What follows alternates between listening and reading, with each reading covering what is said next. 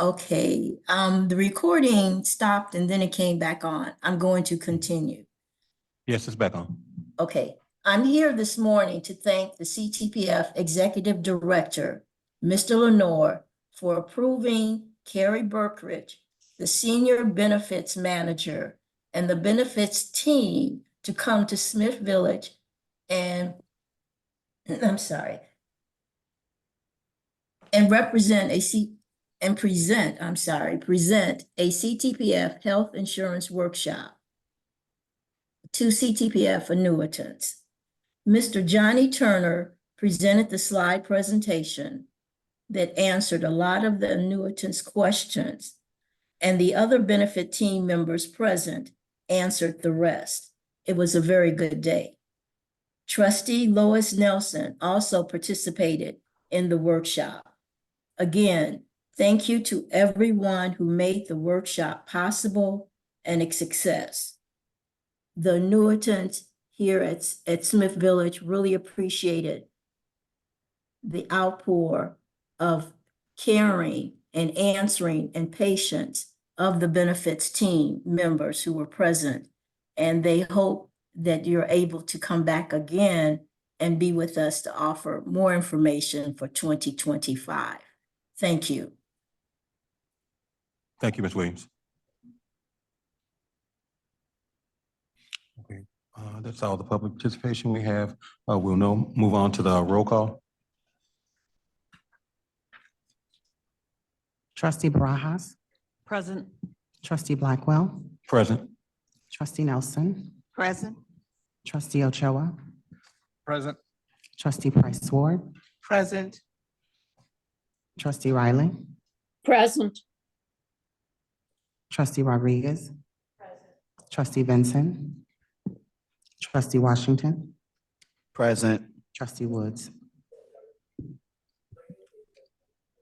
Present. Thank you. That concludes roll call. The Open Meetings Act allows for remote participation by a trustee if a quorum is physically present, which is, and a member cannot physically attend due to 4 of the exceptions: personal illness or disability, employment purposes of the business of the public body, family or other emergencies, or unexpected child care obligations.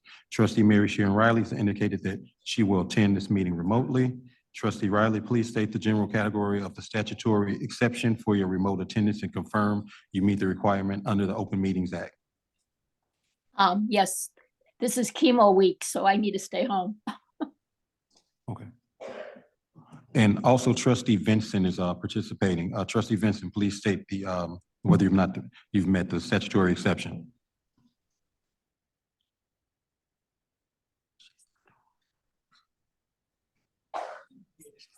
She's muted. Okay, can you You're hear me? muted, Tim. Yes. Sorry. Yes, I had to work. I wasn't able to take the day off. Okay, thank you. Both trustees have identified that they met the statutory requirements. So now I would entertain a motion and a second from a trustee who is participating in person to allow both Trustee Riley and Vincent to participate. The motion is made by Trustee Barajas and seconded by Trustee Price Ward. Second.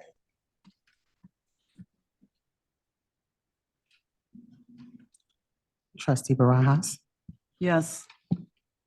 Trustee Blackwell. Yes. Trustee Nelson. Yes. Trustee Ochoa. Yes. Trustee Price Ward. Yes. Trustee Rodriguez. Yes. Trustee Washington. Yes. And Trustee Woods. Yes. Thank you. Item 4, approval of today's timed agenda and fixed time for adjournment. I'd like to entertain a motion for approval of today's timed agenda and fixed time for adjournment. So moved. Second. Second. Okay, motion made by Trustee Washington and seconded by Trustee Riley. Trustee Barajas. Yes. Trustee Blackwell. Yes. Trustee Nelson. Yes. Trustee Ochoa. Yes. Trustee Price Ward. Yes. Trustee Riley. Yes. Trustee Rodriguez. Question on the time agenda says from 10:10 to 10:15. Or That's the take. where's that? Yes, Trustee Benson, Yes. trustee Washington, Yes. trustee Woods. Yes. It's unanimous. Okay, that takes us to 5, the vote agenda. 5A, approval of minutes of the regular board meeting on March 21st, 2024. I'd like to entertain a motion for approval of the minutes of the regular board meeting on March 21st, 2024. So move. Second. Motion's made by trustee Washington and seconded by trustee Ochoa.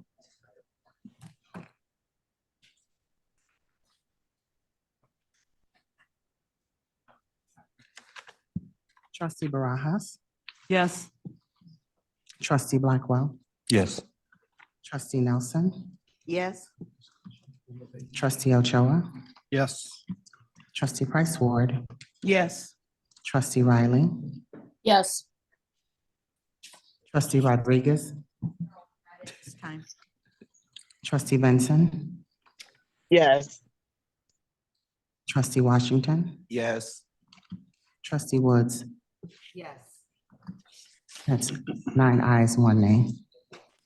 Thank you. Item B, approval of the vacancy committee recommendation. So I'm gonna moved. do- Okay, motion's made by trustee. We're gonna get the motion out then. Motion's made by trustee Riley. Is there a second? Second.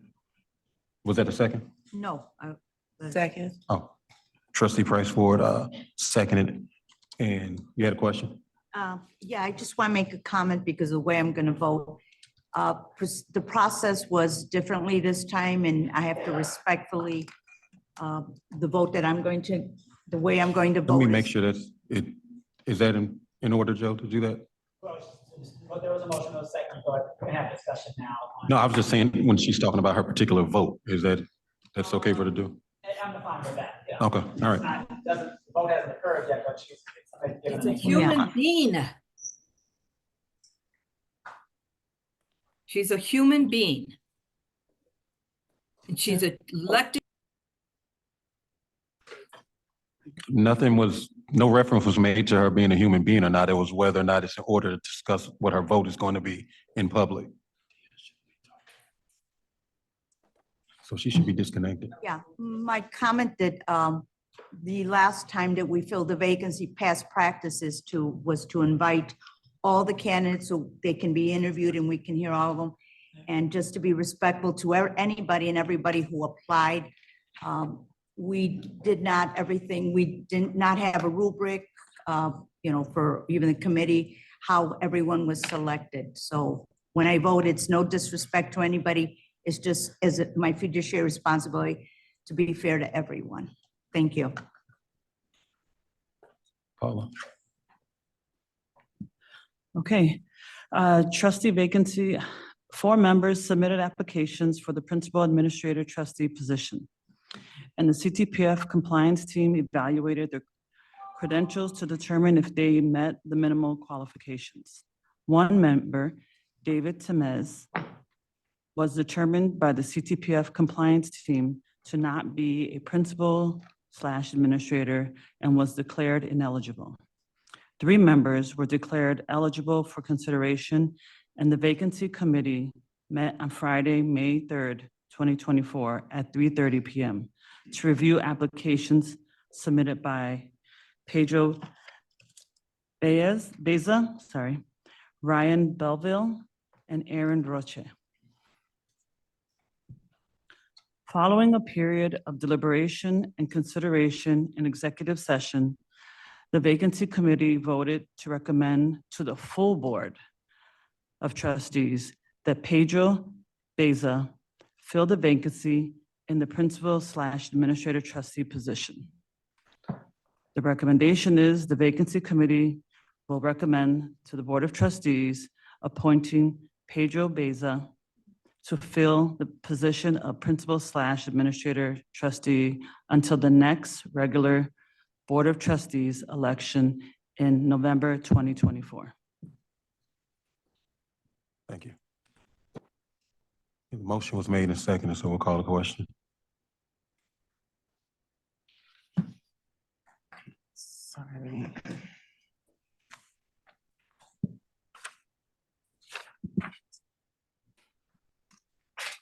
Trustee Barajas, Yes. trustee Blackwell, Yes. trustee Nelson, Abstain, I'm not part of the committee. trustee Ochoa, Yes. trustee Price Ford, Yes. trustee Riley, Yes. trustee Rodriguez, No. trustee Benson, Yes. trustee Washington, Yes. trustee Woods. Yes. That's 8 ayes, 1 abstention, and 1 nay. Let me ask, so for the record, were procedures were followed the same way that they normally were in past times when we had to replace someone? So yes, the question is we follow the procedures, the vacancy committee followed the procedures. The election policy allows for a review of resumes as well as in-person interviews at the option of the vacancy committee chair. And the chair elected to just review resumes. Thank you. Okay, that takes us You to want- item C, oath of office. I had my hand up. I started the next Okay. item.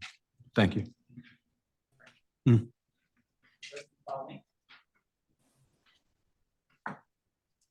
Please, please raise your right hand and repeat after me. I state your name. I do solemnly swear. Do solemnly swear. That I will support the Constitution.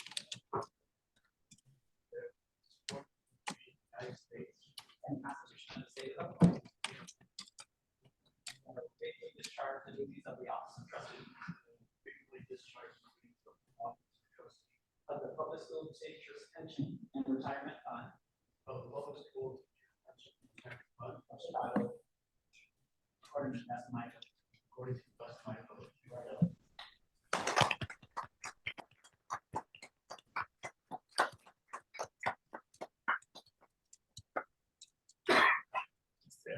He's here. Oh, you already know.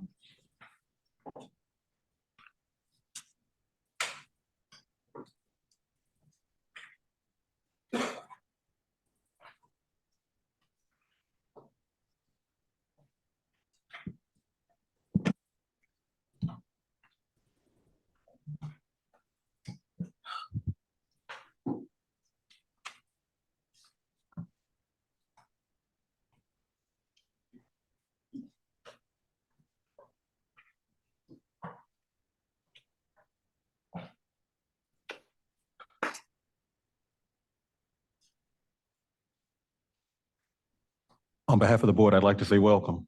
Welcome aboard.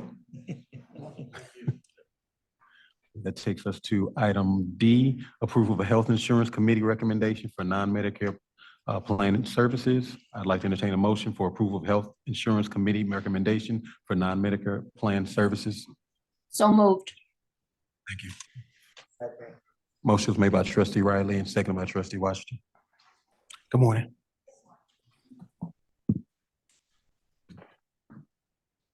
They bring in the bar.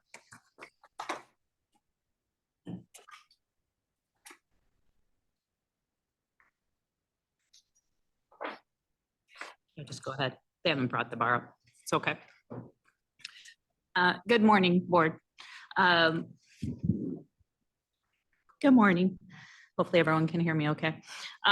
In August of 23, the board approved moving forward with a fully insured non-Medicare health insurance plan request for proposal RFP. Siegel performed this on behalf of CTPF for the 2025 plan year.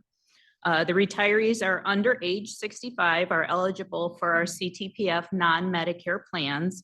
The fund currently has approximately 640 members enrolled in the plans. CTPF and Siegel decided to obtain quotes not only on the current structure, but also a consolidated PPO plan. Siegel combined the populations, which would increase the pool to more than 300 members in the PPO plan. The intent was to reduce risk to that small number of members with high medical claims that will negatively impact the overall cost of the plan, as we experienced for 2024 with the Blue Cross Blue Shield premium increase of 20.9%. Siegel was in charge of securing the RFP as well as working the contracts and creating the consolidated plan offering. As part of that, they did the RFP and we evaluated the different carriers on overall value to the fund and to CTPF members, service, disruption, and provider gaps to CTPF members, reporting capabilities, as well as overall background, qualifications, and experience. The Health Insurance Committee unanimously agreed that for the non-Medicare PPO plan and HMO plans, that the Blue Cross Blue Shield combined PPO and Blue Cross Blue Shield HMO Illinois offerings scored highest in overall value to the fund and to our members, account service, member services, and communication. The recommendation. The Health Insurance Committee recommends that the following carriers be approved for the non-Medicare services for the 2025 plan year, effective January 1st, 2025. Non-Medicare PPO plan design, combined plan Blue Cross Blue Shield, which they are an incumbent. Non-Medicare HMO Illinois plan, Blue Cross Blue Shield, also an incumbent.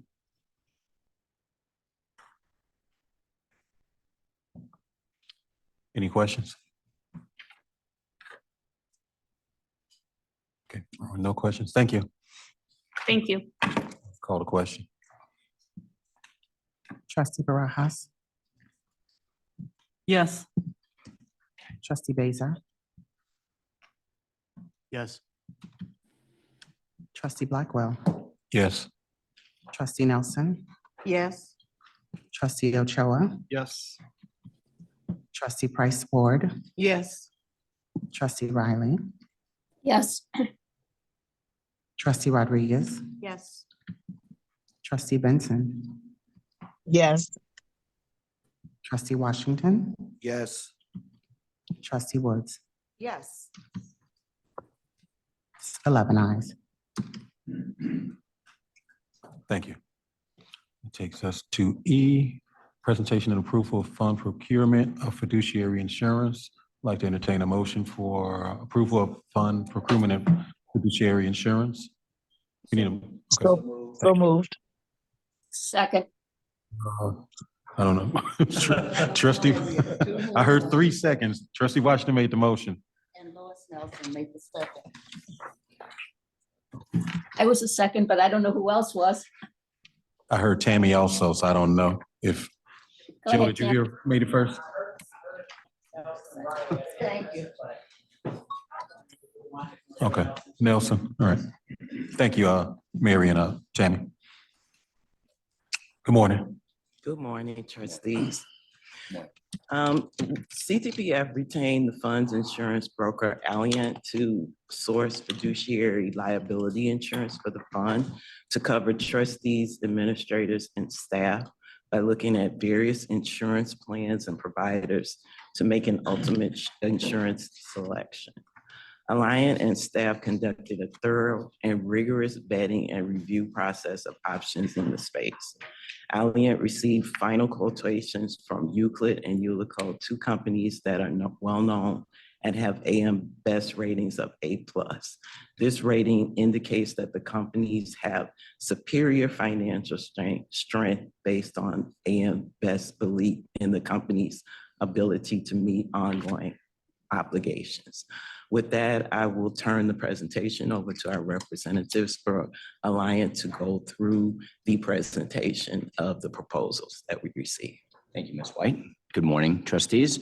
I believe everyone has this in their board booklet. I would ask, only because I've been held to a short period of time, to move to slide 4 of the presentation. Excuse me, just briefly, Mr. Chairman, may the presenter please speak up just a little bit louder? There's some ventilation. Yes, of course, of course. I will try to talk loudly. Tell me if I'm too loud. My name is Craig Gazel. I'm representing Alliant Insurance as introduced by Ms. White, my colleague Jake Jemmy, also from the same group. We are here to talk about fiduciary liability insurance. This is an insurance program not currently purchased by CTPF. The Illinois State Pension Code establishes what the roles and responsibilities of the trustee of the board is, as well as the executive director and staff. The same pension code also establishes what those liabilities associated with acting in a fiduciary capacity are, and what those liabilities would be if you're accused of breaching said fiduciary duties. That same pension code, Illinois Pension Code, also allows for the purchase of insurance to protect the financial stability of the system of the fund itself, as well as the trustees, if there is an accusation of breach of fiduciary duty. Okay, I think this question has come up on this board, or at least in committee, in some of the committees previously. This is foiable, and this is obviously information that I'm sure you guys share, but the 4 or 5 other Chicago pension funds, including fire, municipal laborers, and CTA, I'm missing one in there, police, all also purchase fiduciary liability insurance. We show a reference in the back, keeping the names withheld, but showing their limit profile and the prices of that coverage. So again, the Illinois Pension Code establishes what the roles and responsibilities of the fiduciaries are, establishes what the liabilities are if they're accused of breaching said fiduciary duties, and then also allows for the purchase of insurance. On slide 4 that we're looking at right now, we have some of the coverage provisions that are specifically outlined within the coverage. The named insureds is the system itself, okay, formerly the CTPF, but also it covers the entire board of trustees, past, present, and future, congratulations, by the way, trustees, as well as the staff. The coverage includes not only defense costs, but also indemnity payments. So if there's an allegation of breach of fiduciary duty, litigation costs, defense costs, legal expenses are covered under that insurance program, and any indemnity and or payments that might need to be made in that complaint are also insured under the policy. Okay, very important. These are claims made insurance policies. Not to go too in deep with what that means. At the end of the day, the first time the insurance is purchased, it has a look back provision so that if a trustee had been on this board for, let's say, 10 years, or a trustee in the past 10 years ago was accused of wrongdoing or failure to procure or failing to monitor one of the vendors, that same claim as of day 2 of insurance would be covered under the policy. That's an important provision because on the date of purchase of the insurance, it has a complete look back provision covering all activities that have ever been conducted by the Board of Trustees. It's also important as trustees roll off of the board, those individuals continue to be covered for their services while they were on the board. So if Craig Gazel was on the board last year, I retired, or I voluntarily came off, or I was replaced, my decisions and my activity while I was on the board continues to be covered by the insurance.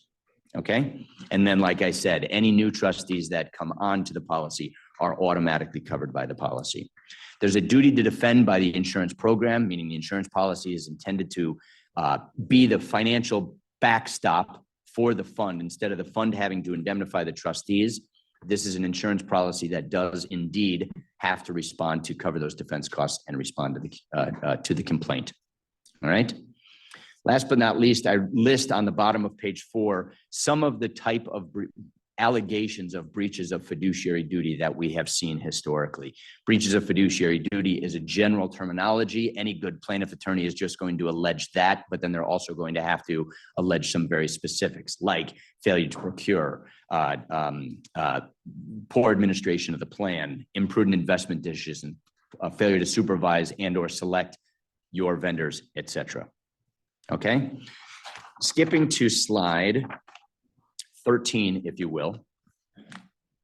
I will comment that this insurance policy will allow choice of counsel, whether that's one individual trustee has to select their own counsel, the board as a grouping has to select their own counsel, or the plan itself has to select counsel. The choice of defense counsel is yours. The insurance carrier reimburses said counsel. Okay. These are the options that we had obtained in the insurance marketplace with the help of Ms. White and others in getting us some documentation. We sent that out to the insurance carriers. As you can imagine, fiduciary liability insurance is not exactly the easiest insurance to procure for the state of Illinois pension systems when there's a lot of 50% or less funded organizations. And obviously Chicago has had some PR issues, I'll call it. But at the end of the day, we do have two insurance carriers rather that participate in this marketplace. At the end of the day, for competition, we really only need two insurance carriers to bid against each other, and it helps us procure terms. So we do have an option for a $3 million limit, a $5 million limit, and or a $10 million limit of liability. These are aggregate limits of liability shared among the entire Board of Trustees, as well as staff, by the way. And it would include defense costs and indemnity payments. So again, in my example, if there's an allegation of breach of fiduciary duty against one trustee or 6 trustees or the entire board, that same limit profile would apply to the defense costs of respectively individual, the 6 trustees, or the entire Board of Trustees. Okay. The deductible, we call it retention, slight nuances between the two, but the deductible is only to be borne by the system itself, by the fund. It is not to be borne by an individual. So if there's an allegation against one trustee, I'll slay my own name as an example. If I was on the board and I was accused of improper supervision or improper procurement, I would not have to pay the deductible. The deductible would only be borne by the system itself. That's important because $250,000 is obviously a very sizable figure for the system itself, but it's a massive figure for any one individual. No deductible would be borne by any one individual, or frankly, the board itself, if it has to, if there's a claim against an individual that cannot be indemnified for whatever reason by the pension system or the pension board. By the pension fund. Okay. The price tags, frankly, we're probably about 5 to 10% higher than we were hoping. This is the first time in 5 years, I believe, that we've gone out to procure options for this system. Maybe it's even been 6 years. Insurance carriers do price the first time of the buy of the insurance a little bit higher because they are picking up that historical trend. Again, day 2 of the insurance, it has a complete look back provision. So the good news is it does allow us to reduce the premiums on an annual basis every renewal afterwards, as evidenced by many of those other Chicago funds that I'm talking about. We're looking at anywhere 3 to 5% reductions annually after their renewals. But the first year you buy the insurance is the most expensive, provided we haven't had any claim activity or a massive payout under the policy. So again, these prices are about 5 to 10% higher than we were hoping for. A $3 million annual product would cost about $79,000. A $5 million product is costing around $103,000. And a $10 million insurance policy would cost about $165,000. Really quickly, one other item that is captured under here would be employment practices coverage. If there is an allegation against staff or the board, frankly, for what I'll call a breach of Title VII, discriminatory claim, wrongful termination, sexual harassment, those types of issues, that would also be covered under the policy. That's more to deal with staffing, as you can imagine, than the Board of Trustees, but we have had trustees accused of harassing an individual in other systems, by the way, not trying to slander this good-natured system. Thank you. Okay, last page, if you will, and then I will keep my yap shut unless you have questions. On slide 10, we wanted to show some benchmarking of other systems. This is not intended to be bragging, but this is intended to show that we have a nice lens into this feature. We're the largest broker of public pension systems in the nation. We work extensively with a lot of Illinois funds, as well as state funds, Chicago funds and state funds, but also in California, Wisconsin and Michigan and other states around the nation. So that's important because as we're doing benchmarking, as we're showing you what other systems of your size and scope are purchasing, this is using a peer grouping of size. In fact, this is a peer group count of about 101, specifically 101. We ran this on assets between $5 billion and $25 billion of assets under management.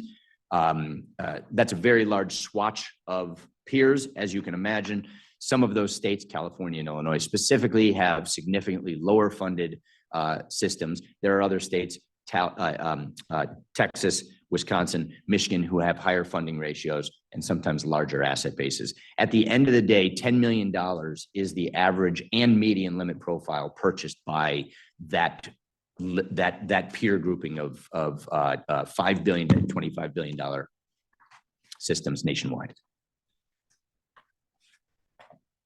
Excellent. I conclude my speech, but I, of course, am open to questions. Maria, Lois. Maria had her hand up first. Go ahead, either one, that's fine, go ahead. Okay, so my question, you said if it's one trustee that files a claim, who pays for that, or that one trustee is covered? I know if somebody wants to sue us or makes an allegation against the whole board, it covers the whole board. What about one trustee? Yes, yes. Thank you for the question. If there's an allegation against one trustee specifically for breaching his or her fiduciary duty owed to the system, that individual is covered. If there's an allegation of gross negligence against one trustee and the remaining trustees have an allegation of failing to supervise or failing to uncover that gross negligence, and that's just a negligence complaint against the remaining trustees, all would be covered under the insurance. So one individual is covered, but also the entire board is covered. Because my concern is here, if we have this policy, what happens with the, what should we say, our very subjective policy about a trustee that if for some reason the board determines, this board of trustees determines that they were guilty of something and then they have to pay their own insurance. They have to pay for the attorney fees, et cetera. How does that tie in? Or are we still bound by that? Is that something different? And I don't know, because I'm the one that started request in January, requested an independent counsel. Is this where this is coming from? It's two separate items. Okay. Yeah, Trustee Rodriguez, the discussion in terms of independent counsel is on the agenda for later in the day. But this has actually been something that's been discussed with this board, as mentioned, for years. And we had some discussions with NAPA, which is the National Association of Public Pension Fund Attorneys, as well as with other reciprocal funds. And what really brought this on and what sank and came home to myself and Dan Hurtado, as well as Elise White, was preserving trust funds for their intended purpose, which is to provide for benefits for members and beneficiaries.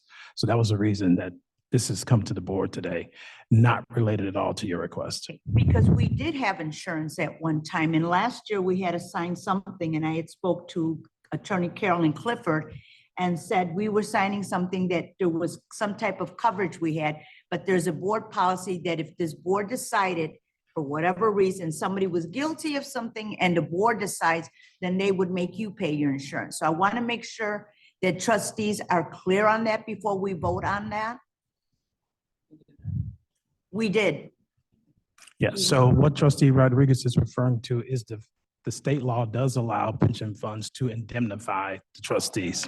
Yeah, yes, yeah. This different. That's different than the insurance. We do have other clients and other pension funds that actually do have fiduciary liability insurance for their pension fund. So this would be. No, we used to have it because we were sued years ago by the teachers union and our attorneys were covered. I can't speak to that, but Yeah. this is definitely something that is commonplace for pension funds nationwide, quite honestly. So is there a reason why we haven't had it since you've been here? We've been discussing it. Our fiduciary council didn't think that we needed it. I think all of us on the board now realize with the Title VII cases against the fund that it would have been very useful to have it in place. And so we revisited it. And now this is something that I think the recommendation from the staff is to move forward with it. Who's considered fiduciary counsel? The prior fiduciary council before Audis and DeNovo. Thank you. I get Lois, I come to you. Okay, to your first page. I'm responding to the first page where you have the policy period 2023 through 2024. Is this a misprint or what? Sorry, no, that was actually by design. It's an annual policy, but we don't have a renewal date right now, so it's effective as soon as you tell me. Well, this is 2024. So I'm assuming that this first page would be corrected. You're correct. You're correct. I'm sorry. It is a misprint. We don't have a month or a date, a day on there. It should be a 24 to a 25 open period, but it would be annual. Sorry, trustee. Thank you. Thank you. So I've been to a few conferences, and this has always been brought up by the other trustees, that this is a good practice to have this. And I also just want to be mindful, we don't want to bring up things here in open session too that we shouldn't be discussing at all. So, but I think this is a good practice to have this. And yes, colleagues on other boards have recommended this, and it's helped them make sure that they don't hurt the fund. This is just insurance to make sure that we don't have some unexpected exorbitant costs. I agree, we used to have it. A motion was made and seconded already. I can't see if Mary Sharon or Tammy have their hands up. That's Mary Sharon. I don't. Oh, her hands is up. Okay. What do you want me to Okay. do? No, I was just checking to make sure you'd have your hand up. Yeah, I do. I can't put it up now. Yes. Did you have it's a all- question? No, I Okay, don't. good.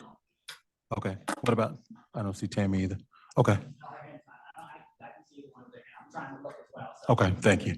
Okay, thank you for the presentation. Thank you. Thanks, Elise. Oh, you don't have to, you staying up. Oh, you got a question? Real quick? Not for them, for us. Okay. So we're making a decision on whether or not to do it, and which option we're choosing to do. Yes. Right, they made the recommendation for the 10. So the staff, Alliant and staff recommend board acceptance of option 3. Okay. So the motion, it was made and seconded already. Oh, it's so moved.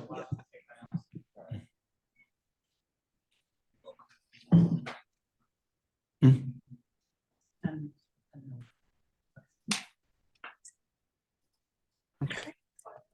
We're in the middle of roll call, right? We started roll call, right? Thank you. Trustee Barajas, Yes. trustee Beza, Yes. trustee Blackwell, Yes.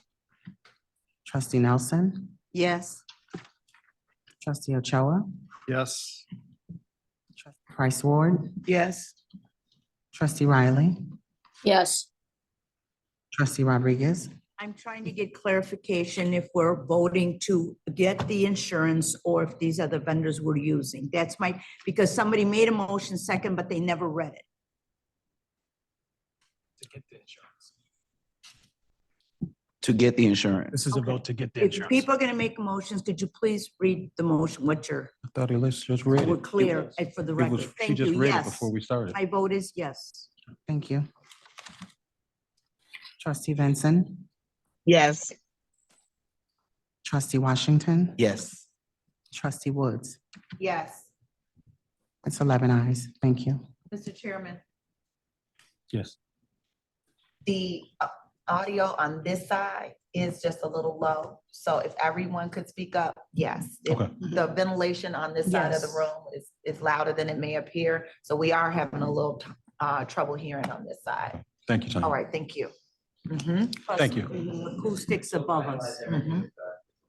They've got to drop, I sat on this, I could hear everything. Over here, it's like Okay, that takes us to it does, it's worse. F, This is, approval of procurement system acquisition. I'd like to entertain a motion for approval of procurement system acquisition. So Motion moved. now we. Motion made by trustee Washington, seconded by trustee Vincent, seconded. we missed it. I apologize. Okay. Good morning again. Currently, the fund is managing the entire procurement process for the fund Yeah. through manual Sir, I'm and sorry. siloed We systems. try, we both can't hear. Is there a motion on the floor? What are we doing? Yeah, somebody just made a motion and somebody said so moved and then somebody just started talking. So Can't, okay. Put your acquisition. Item F. So there is can you restate the motion? Yes, Who made please. the motion, who seconded it, and if there is discussion that's happening now? Yes, the motion was approval of procurement system acquisition. The motion was made by trustee Washington and seconded by trustee Vincent. And now there's discussion. Elise has a Thank presentation. you, Mr. Chair. Thank you. Currently, the fund is managing the entire procurement process for the fund through manual and siloed systems. The one automated system that is part of this process is the financial reporting system, and it is not connected in a seamless way to the procurement process. This makes for lack of transparency to the board and staff, difficulty in managing rules and spending limits per the contract administration and procurement policy, adds risk of items being missed as the process is not seamless, and most importantly, impacts the ability of staff to take advantage of budgetary cost savings in the procurement process. Also, a recent procurement best practices review was conducted by the Director of Internal Audit and contained recommendations pertinent to this matter. I'm joined today by Sean Hickey, our Director of Internal Audit, who will talk about his recommendations related to the procurement process, as well as representatives from Coupa and RSM who have been working with us through this procurement process. Well, good morning, trustees. And as Lise mentioned, one of the projects that we completed and presented in February related not only to the procurement policies, but also we looked at potential opportunities for efficiencies. And just as a reminder, I just wanted to quickly read the recommendation because that was really the starting point that I worked with Elise in an advisory role to bring us to this point. And so the recommendation really was for us to consider obtaining a contract vendor management solution software to streamline the procurement process, which should include the following benefits. It would allow us to obtain vendor documents through a vendor registration portal, manage the RFP process from start to finish, automate contract approvals and renewals, and then archive all vendor contracts. And it must include integration with our current accounting software. The second part of that, which I think I'll let Coupa describe, is we wanted to recommend to find ways to procure common goods and services potentially with other entities to maybe purchase things in bulk and provide a cost savings. So that was kind of the starting point. And now I'll turn it over to RSM and Coupa to present the solution that they came up with. And Sean, and can everyone hear me? Just to be clear. Awesome. Thank you very much. By way of introduction, my name is Andrew Petriconi, representing RSM. RSM has been a standing advisor for the fund for technology and specifically financial systems. My personal background is in finance automation, specifically with procurement, accounts payable, as well as cost saving systems. Hello, everyone. Can you hear me? Can you hear me now? Perfect. Awesome. My name is Carter. Thank you so much for having us here today, and I represent Coupa. Wonderful. Okay. So if we can go to the second slide, please, the agenda. Awesome. Okay. So purpose of this discussion today is to talk about the source to pay automation for the fund. What does that really mean? As Sean and Elise alluded to, that is really the ability to source, go out to market, have a central repository for your contracts for the legal team and the broader organization, as well as procurement, accounts payable, and payments as well. Looking at the agenda here briefly, we will discuss the program goals, the market evaluation, which really is the due diligence that RSM and the fund work together on to evaluate multiple solutions to find what is one best of breed, but ultimately what is the best fit for the fund. We'll hand it over to Carter and Coupa here to really discuss what is Coupa and who is Coupa as a company. And then we'll go through essentially what is your ROI in investing in this type of program, and ultimately what is the investment to get you there. If we can go to the slide, please. Thank you. So looking at the CTPF program goals, you'll see up there in the orange, those are a few pieces of, we'll call it quotes that we've found along the way in our months of discovery. So as RSM is working with the fund, Elise, Sean, and the broader team, right, we've heard some pain points in our months of discovery. Working in silos, there's risk of payments not going out to your vendors, right? You do not want liabilities sitting on the table, and ultimately needing something that can provide cost savings both in the immediate, short, and long term. With that being said, the three goals there that you do see in the dark blue, increasing the transparency. What does that actually mean with a system like this? Basically, right, it means to have visibility into your spend, to understand what is the organization actually requesting, what are they actually buying, to understanding that spending behavior. Secondly, automating the overall procurement function. So as Elise mentioned earlier here, right, working in silos is not the best way to work when you're really maintaining a procurement function. The ability to tie your sourcing, your contracts, and ultimately preventing rogue spend here by taking those contracts and having the ability to tie that to requested spend is the ultimate best practice to ensure that you are, one, having visibility, two, tracking that spend, and preventing rogue spend going over contract values. That is the goal. And then the third piece here on the cost savings, capitalizing on immediate savings, both out of the gate and long-term. We like to classify those into hard savings and soft savings. What does that mean?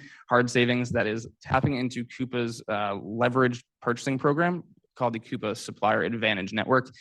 Perhaps you are not working with some suppliers today, but leveraging Coupa's purchasing power, you're able to get pre-negotiated savings, typically between 3 to 6% out of the gate, just by virtue of using the platform. The operational efficiencies goal as well, that is really allowing your FTEs, your full-time employees in procurement and accounts payable to be truly doing more with a system like this, right? Keeping headcount the same, but allowing them to do more. That is a little bit more on the soft savings piece and really ultimately allowing those folks to be focusing on more strategic initiatives rather than matching purchase orders to invoices and invoice entry, right? We want them to be focusing on more than just that. Slide, please.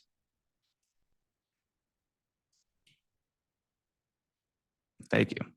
So set forth with the program roles, right? We just heard the pain points, we've heard the goals set forth, but really to do this the right way, you need to evaluate the market and understand the market. Looking at 3 independent rating agencies right here, Gartner, Hackett Group, and IDC, you will notice that Coupa is the leading solution across these 3 independent agencies.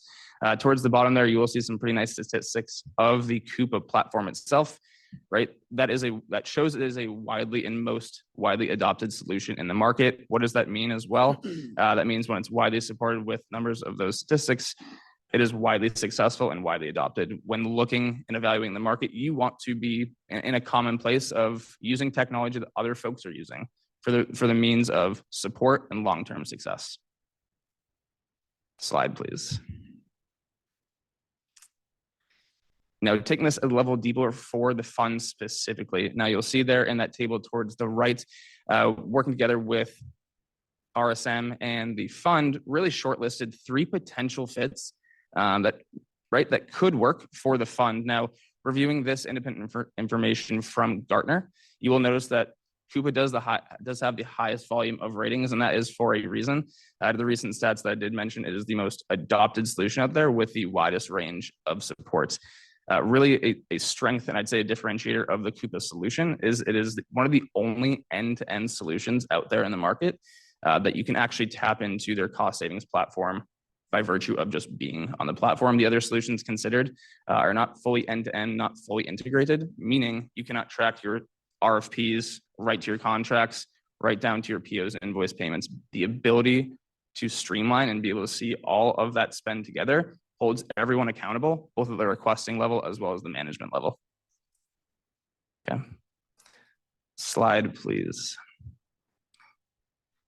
I'll hand it over to Carter and Coupa to discuss what is Coupa and who is Coupa as an entity.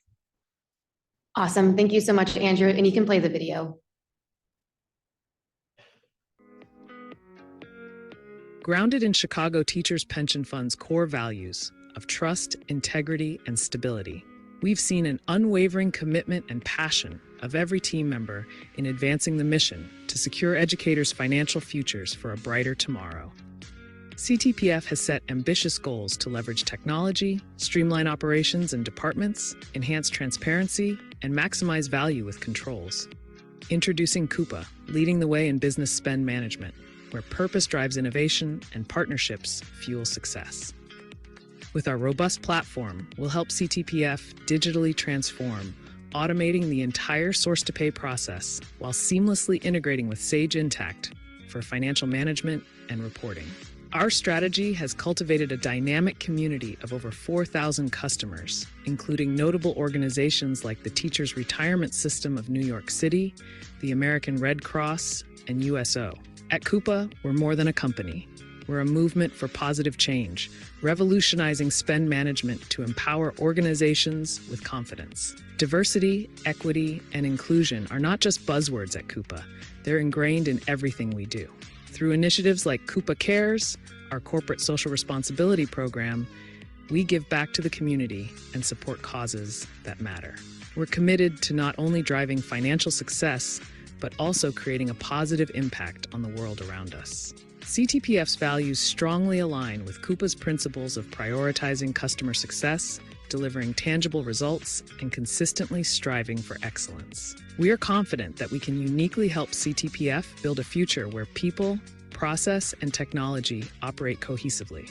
Coupa is driving long-term value for nonprofit organizations. Together, CTPF and Coupa have the opportunity to establish a partnership that empowers your team to make data-driven decisions and streamline operations to shape a brighter future.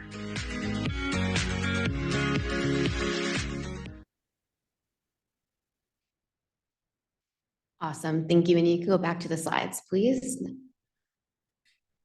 Well, first and foremost, thank you so much for having us today. It's my privilege to present an overview of Coupa and the positive impact that we're making worldwide. I hope you enjoyed that video. I'm going to go a little bit deeper into who Coupa is as a company and how we are impacting nonprofit organizations. So we've spent a considerable amount of time with the CTPF team, ensuring that we're setting both teams up for success in years to come. Am I echoing or? Okay. Maybe, is this better? Perfect. Thank you. So we were founded in 2006 and are under the CEO Lee Turner. We invest over $200 million annually into research and development, and 95% of our new features actually incorporate our customer input. So that being said, our commitment to our culture, our values, and our ESG principles are evident in our sustainable BSM and are ingrained in everything that we do. Environmentally, we at Coupa, we can make purchasing decisions based off of sustainability. We just launched our Equal Air project, which is where we have a commitment to improving air quality across different regions. Secondly, diversity. That is the foundation to our ESG commitments. Our DE&I is deeply ingrained in everything that we do here at Coupa. And our three core pillars are talent, workplace, and market and communities. So we're proud to mention that we do have employee research groups that foster community and inclusion across gender, ethnicity, sexual orientation, etc. And the next, an important aspect of Coupa is our supplier diversity. Coupa has over 2 million diverse suppliers, and that's growing month after month. And through our supplier diversity dashboard, you'll be able to track which suppliers that you're interacting with, which ones are diverse, and you even can embed diversity in sourcing award criteria and bubble those diversity supplier offerings. And for the people, I'm really proud to be a Coupa employee, and through our Coupa Cares initiative that you just saw in the video, we donated over $3 million to over 1,400 nonprofits last year. And last but not least, our governance, we have developed world-class risk management to protect privacy and security of all of our customers. And one of the main reasons why auditors love Coupa is the fact that we have all of these compliance already embedded within the platform on day one. Next slide, please.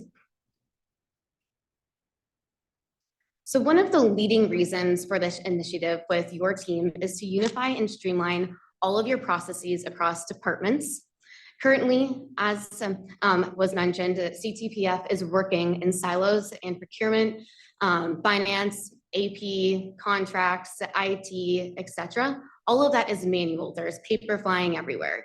So with Coupa's all-in-one platform that you can access anywhere at any time, it's easy for the end user to use. We're freeing up that time and the workload that your employees are currently focusing on to more strategic initiatives that can better impact your mission and your goals here as a company, an organization.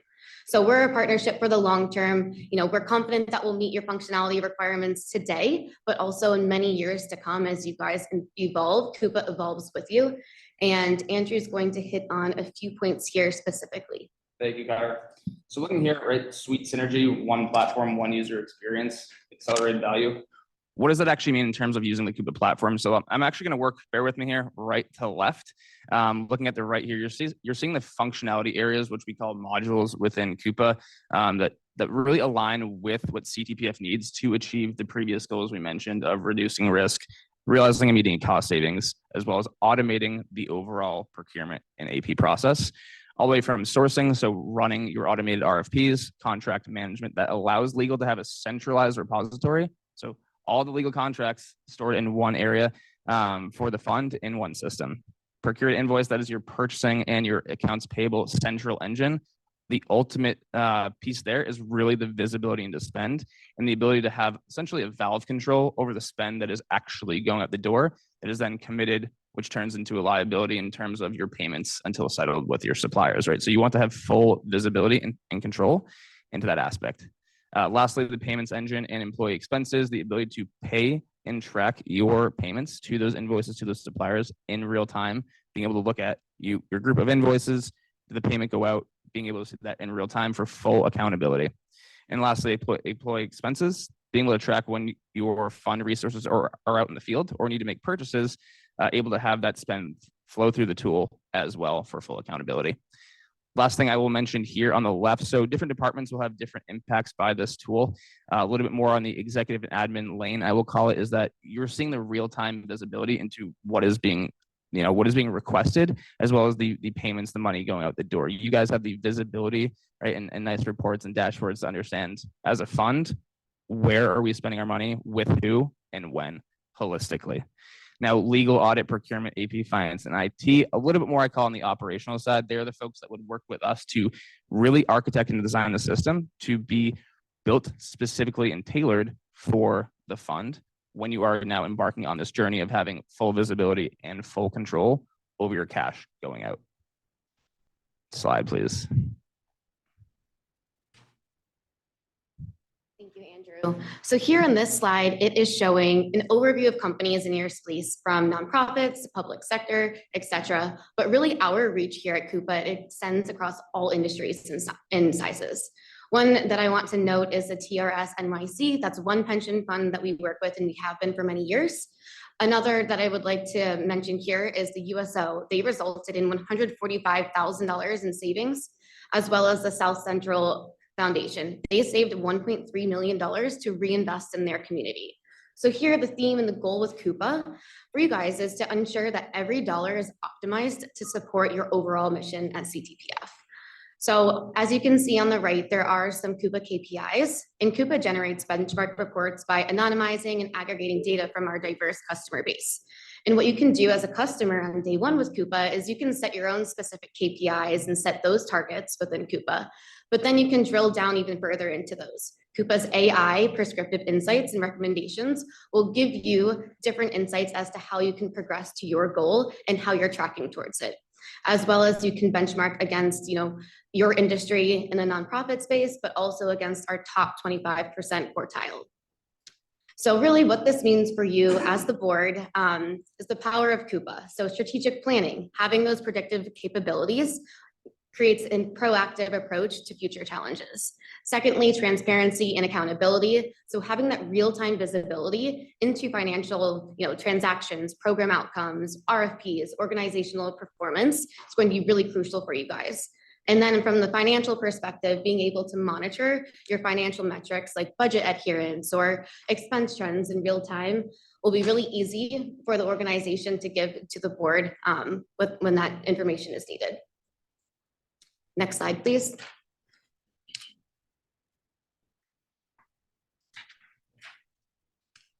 Thank you.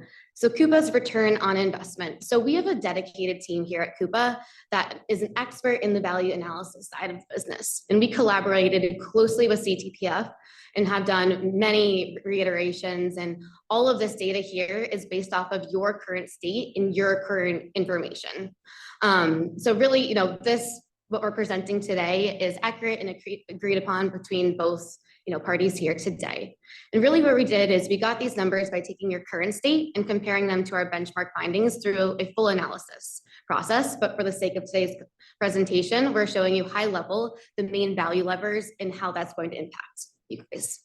So what we did is we broke down your numbers into 3 key areas of impact, as you can see on the screen. On the left, the first bucket, the enhancing managed spend and cash flow. Currently, your managed spend is around 70%, with the aspiration to be at 95%. So that 25% of your spend really remains unmanaged. So what that means is with Coupa, you will optimize our contract utilization, pre-approving spend, and leveraging sourcing events, all of which are going to help create a more managed spend and more controls within the organization. The second bucket, enhancing compliance and mitigating risks. So you're doing a lot of great things with contracts today. Coupa bridges the gap between your purchasing, your procurement, and the contracts and the agreements that you have in place. So ensuring adherence to contracts and migrating all of your contracts is crucial for mitigating rogue spend, but also minimizing leakage. And then the third bucket, so by streaming POs, invoices, contracts management, Coupa drastically reduces the time and effort that your employees are, putting effort into those areas today. So this is more on the operational efficiency side. This is more of the soft savings, but Coupa is an automation tool by exception rather than touching everything. Right now, you're touching so many different points. Coupa's you're only going to touch things when there's something that needs to be touched. So wrapping things up here, the total annual benefit, breaking that even further into 2 categories, the $226K is in hard efficiencies, and then $243,000 is in soft benefits, more of the operational efficiencies. And at the bottom, you'll see the Coupa Advantage. So this is going to be savings that you guys can leverage on day 1 without even going live with Coupa. You'll gain access to our array of contracts that we've already pre-negotiated in common categories for all of our customers that you can leverage. And we ran this through our system and came to the conclusion that there's an estimated cost of or benefit of $43,000 to be realized immediately upon starting with Coupa as a customer. I want to note that this is extremely conservative. This number that we're presenting today was actually cut in half. And then on the right-hand side of the bottom, the 88% supplier match, this is a super exciting part of the Coupa platform. This means that 88% of the suppliers and vendors that you're interacting with today are already familiar with Coupa. So this means that, streamlining adoption and going through implementation is going to create an easy change management perspective from employees and suppliers. So wrapping things up all together, in essence, Coupa's success stems from, our user-centric design as demonstrated by our high supplier engagement and our easy use of adoption. So this, combined with the benefits that I just outlined here on this page underscores the confidence and the compelling value proposition that we have today to present to your team. And then lastly, we don't just show you these potential savings. We actually work with you to track how you're doing against these on a quarterly basis with our customer value team. So all of this lives and breathes within Coupa. And Andrew on the next slide is going to talk about how Coupa actually pays for itself. Thank you, Cutter. So looking here at the total cost of ownership slide, really, we've talked about the program goals. Why are we here today? What are the value drivers to get to those goals, as well as the ROI from Coupa? So wrapping this all up together here, right? There is investment to use the technology to get to those goals. What you see on the left there, that is what you are getting from Coupa. That is access to the market leading tool in source to pay.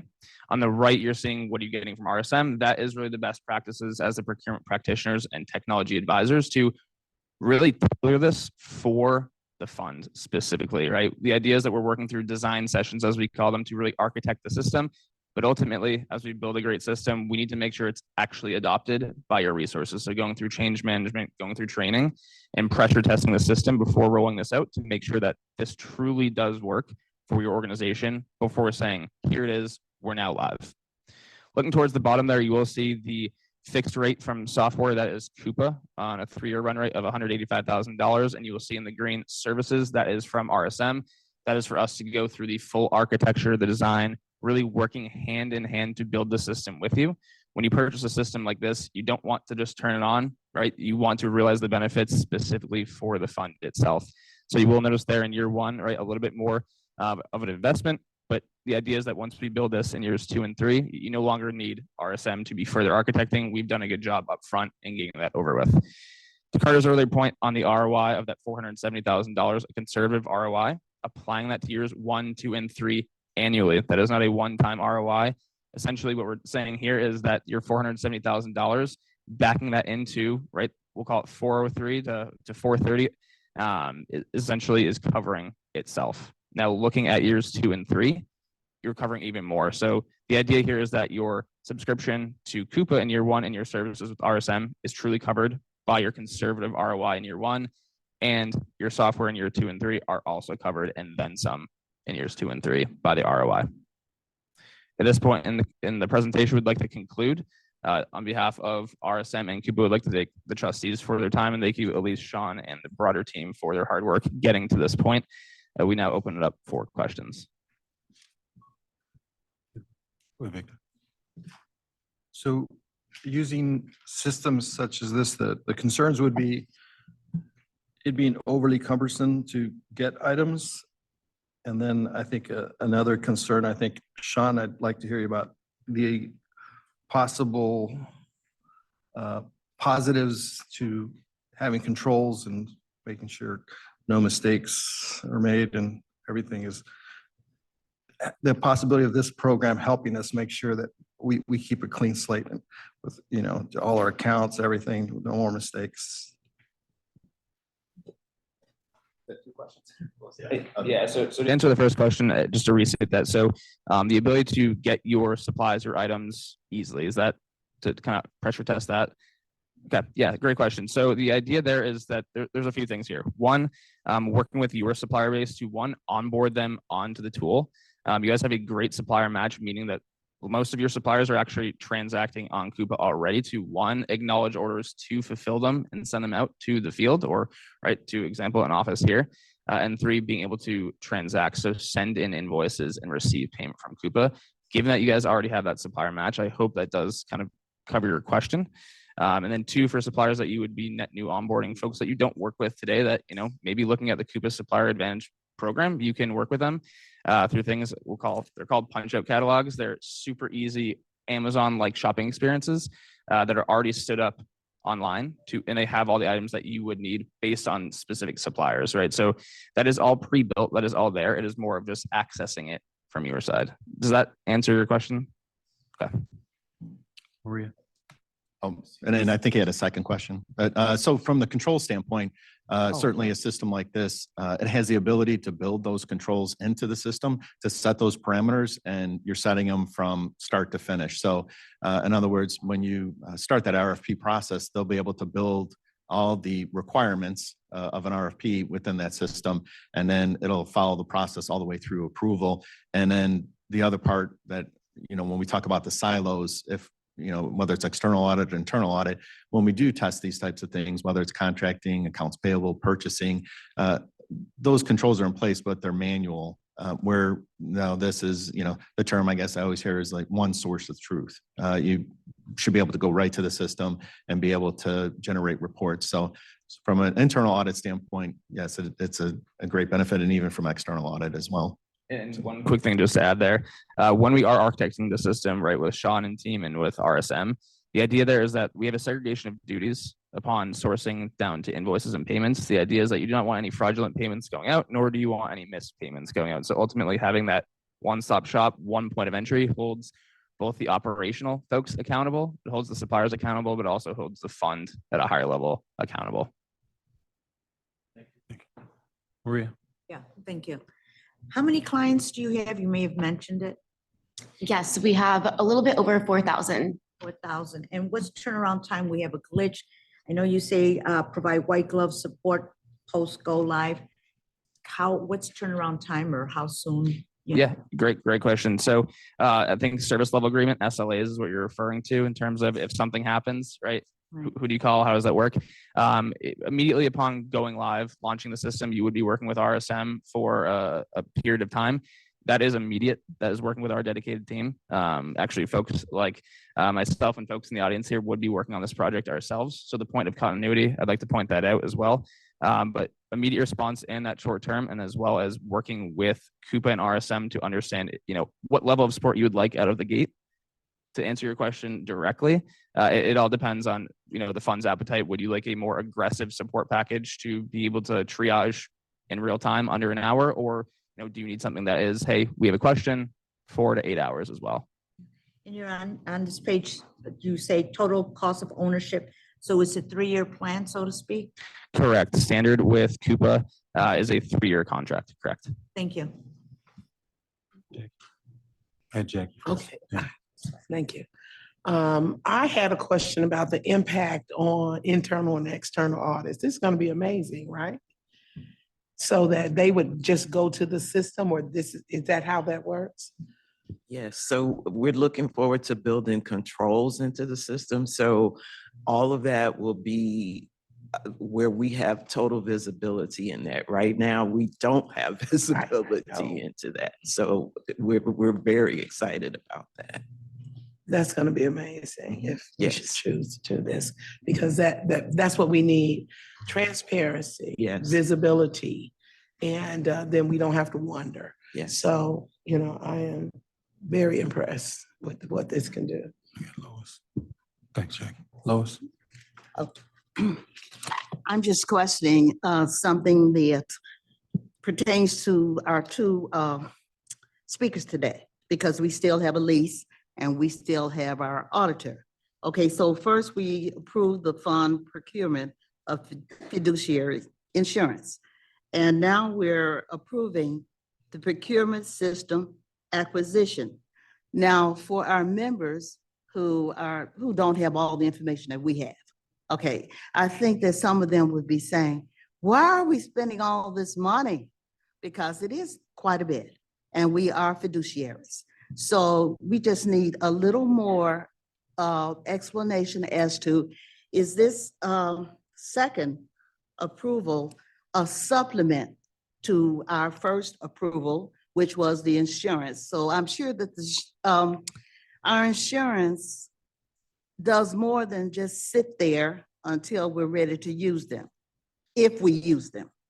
And then the insurance, if it's used, has certain payouts or whatever.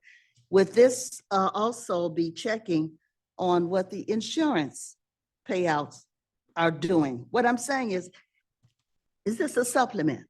Or these are just totally separate that we're adding at this time because they're necessary for our normal business? We just have to have the members know what we're doing. Okay.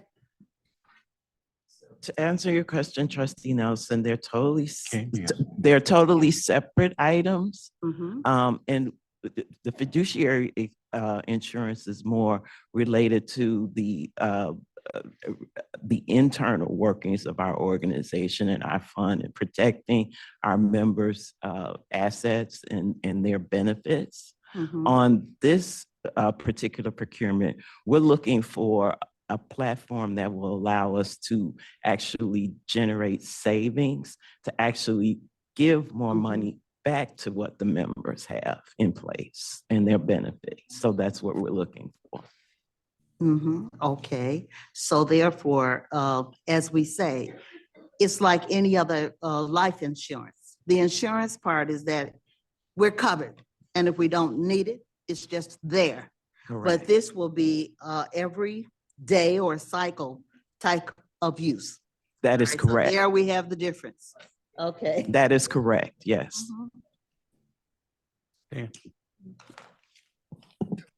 Hi, as part of the in-house legal department here, I apologize that I've not been more in the loop on the prior discussions of this procurement, but in any event, I'm wondering to what extent, if at all, this program will cover some of the legal activities such as reviewing contract language, negotiating contract language, obtaining the necessary approvals, managing competitive procurements, et cetera. Does it impact those things? So we're purchasing a contracting module that will assist you with all of those things: workflow, approvals, keeping track of documents. So we're purchasing an engine to facilitate all Be of very that. interesting to see how that works. Yes.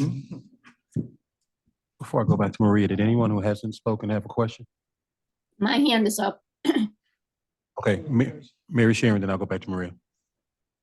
Yeah, wait, why haven't we heard of this kind of service through the years? I mean, it seems like we'd be saving money by doing it. Or at least protecting us in doing it. I mean, it's kind of a rhetorical question, but I mean, Yeah. it sounds like the companies have been around for years. Yes, they have. And we've had an opportunity through our work with RSM to actually look now that we've got a stable financial reporting platform to look for things like this to bring forth to the fund to assist with savings and internal controls and things like that. I'm sure this is going to have to be monitored closely to understand what value it is for us, though. Yes, that is correct. We will be working with Coupa to generate information to see how those actual savings and enhancements are actually realized. Right, because it seems like it'll make the department's life easier if they have these built in. Yes, we're very excited and looking forward to working with this one-stop shop platform for procurement. Sounds good. Thank you. Thanks, Mary. Maria? Thank you.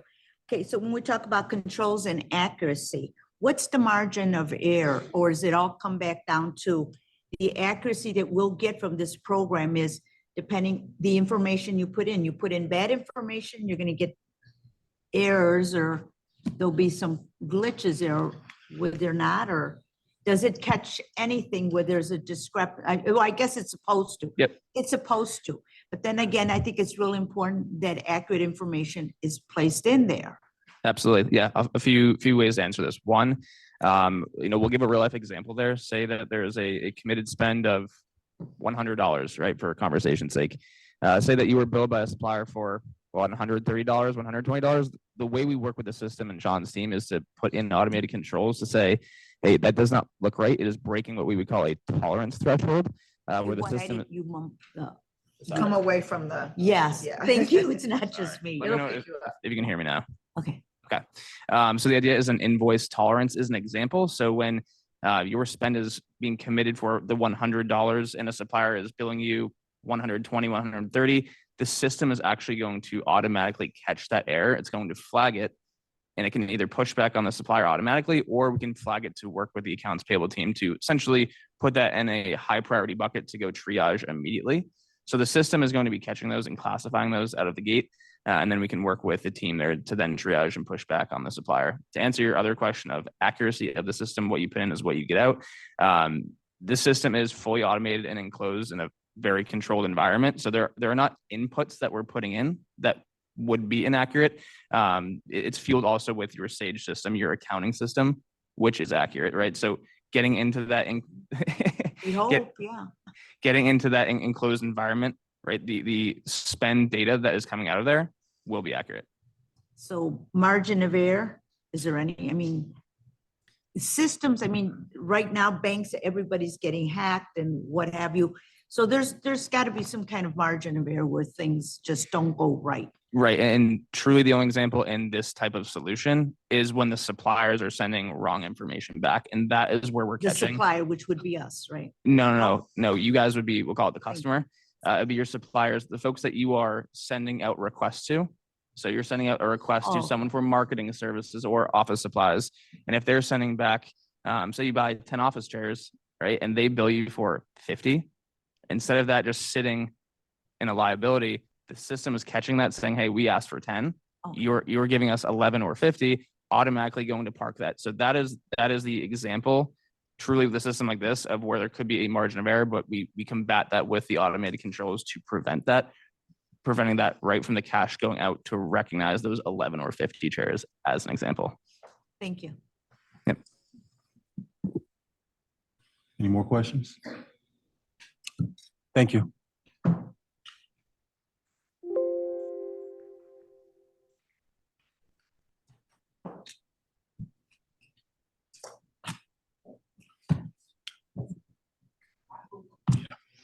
Yeah, I know. I was gonna ask before we did, at least to repeat the recommendation so everybody can hear it.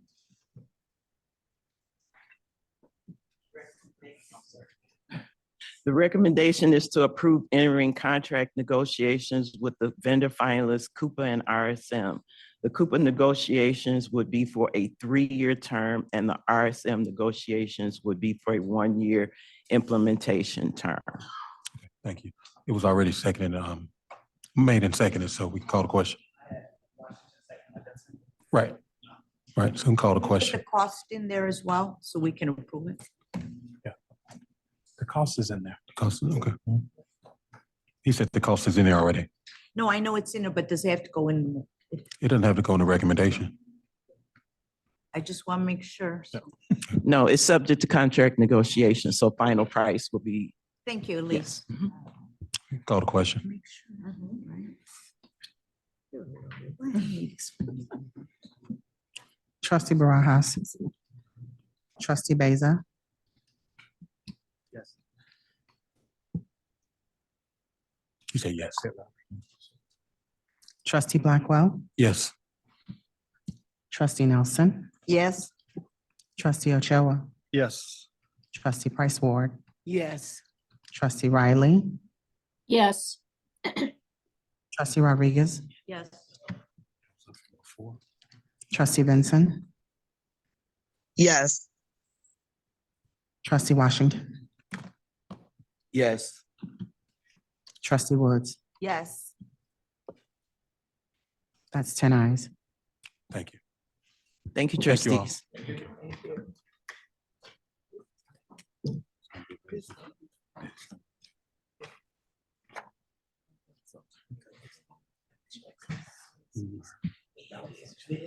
And it's a direct line. It's a direct line. That takes us to G, approval of trustee training hours. I didn't even see them. Way back in the, right there by the door. Oh, yeah. How you doing, Gail? Good morning, trustees. Good morning. So we are asking the board for approval of the trustee training hours as presented, and my team will pull up that report now.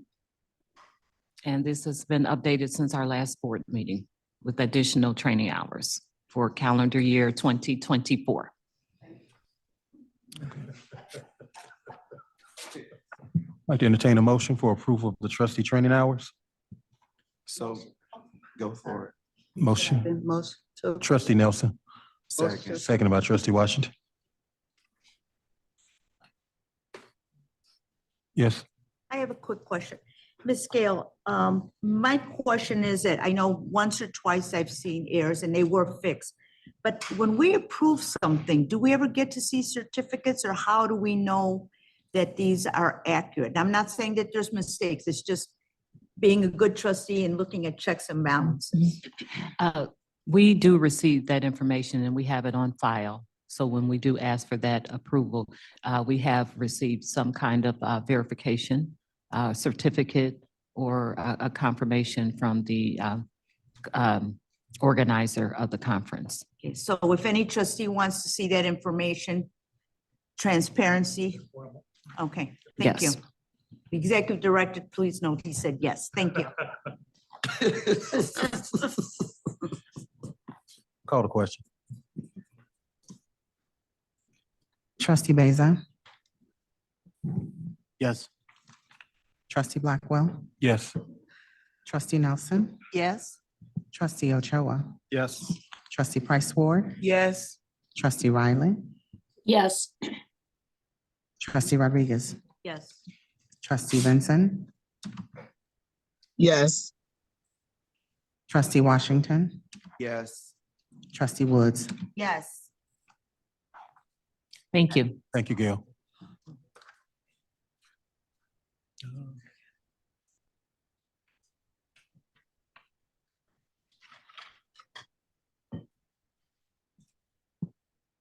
Attorney Maria. Miller. Yeah, question, on for the next report before they, Attorney Miller, before it moves to the omnibus, and if I wanted to ask a question, is it now or I have to wait for a motion? That's tricky. I know you explained this to us before. So I apologize for that.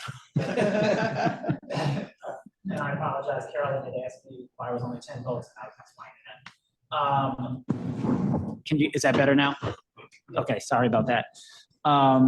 Yeah, if there's an item that we're going to have, that you want to have added to the omnibus, or there's an item that you want to discuss on omnibus before we make the motion, then this would be the time we would talk about it right now. We had this discussion, I think, last year, we had this issue on it. Right. But I can't remember the And I forgot specific. the rule. Yeah, I can't remember specifically what the issue was. I do remember that there was something, there was something I think you wanted to have added on the omnibus for discussion. Is that correct? Right, and So- I just, right. So if I you can want to do it add something now. to add it now, you can make that request to have that added now. Okay, if I may? Well, just on the claims and service, I just wanted a note for all the teacher trustees, everybody on the board. This is really important. On page 85, the average pension that's been finalized is $44,976.69. That's the average pension for a teacher. And years of service now, this is why it's crucial, 21.6. And on page 88, that average is 49,246.38 with 21 years. I just want to make everybody conscious that teachers who are leaving, and I know we brought this up before in the auditor, they're only they're only working 20 years. And those contributions are stopping. And those who don't retire from our fund and are tier 2, and even some that aren't tier 2, they're taking their money out at 10 years, 8 years, they're leaving. That's why it's so important for me and for all of us to look at that. Because I always say that 60% subsidy we have, that's not a forever. That like this, the pension pickup, it's not forever. And those 3% COLA, other funds have lost. So let's just keep in mind, when we talk about spending, we're not getting all those contributions we got before. Thank you. Thank you. Okay, that takes us to 6 items to move to the omnibus. 6A, report on committee on claims and service credits. Can I move that to the omnibus? Thank you. B, report on the committee on investments. Can I move to the omnibus? Yes. Thank you. A report on the committee on finance. Can it be moved to the omnibus? Yes. Thank you. And D, report of the financial secretary. Can that be moved to the omnibus? Yes. Thank you. So now, need a motion to accept the omnibus. So moved. President Blackwell, mask, Give me one one moment. question. Sure, give me one moment. Okay. I don't know who the Thank you. first was. I had it as Washington, seconded by Riley. Okay, Washington, seconded by Riley. Yes. Yes, to accept and to approve is two different things. So it's just moving, except to move to the omnibus? Yes. At what point can we talk if we, or what point do we get a voice or vote to say we accept what's in that report or not? At the committee meetings. At the meeting? Yeah. The executive director gave me a peculiar look. You wanted to say something? So trustee Rodriguez, Louder, I these, can't these reports are on activities that have already been completed. Correct. So what we're doing is accepting them so that they can be a part of the minutes and the proceedings of the board. So when you say approve, these are items that are passed already. That are what? We can't. They've, hear. they've already happened. Yeah, so what he's saying is that it's happened already, so you're just gonna add them to the minutes and they'll be included in the minutes. Right. Okay. For the next meeting, All right. if that makes sense. So, Thank you. Thank you. Call the question. Trustee Beza, Yes. trustee Blackwell, Yes. trustee Nelson. Yes. Trustee Ochoa, Yes. trustee Price Ward, Yes. trustee Riley, Yes. trustee Rodriguez, No. trustee Benson, Yes. trustee Washington, Yes. trustee Woods. Yes. That's 9 ayes, 1 nay. Thank you. Can I ask the Takes us President to, Blackwell, the executive One more. director, one give me question? one moment, please. Thank you. That takes us to 7, report on the president. A, approval of trustee conferences. If anyone has a conference they want to seek approval for, Want to take a minute and look at? I have one that's already been approved because I haven't taken a conference since 2023, August of 2023. Oh, thank you so much. You're welcome. I forget to turn this mic on. I'm sorry. I mean, I've already requested this conference coming up, NAS conference for June. At any rate, I have not taken a conference since August of 2023.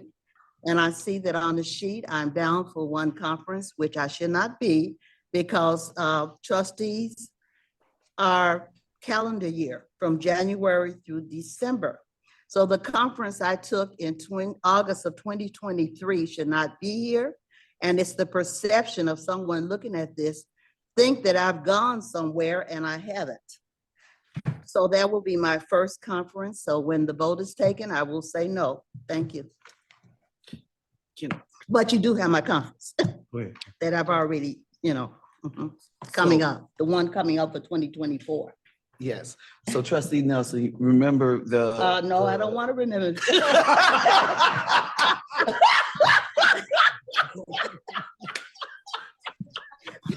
Thank you, Trustee Washington.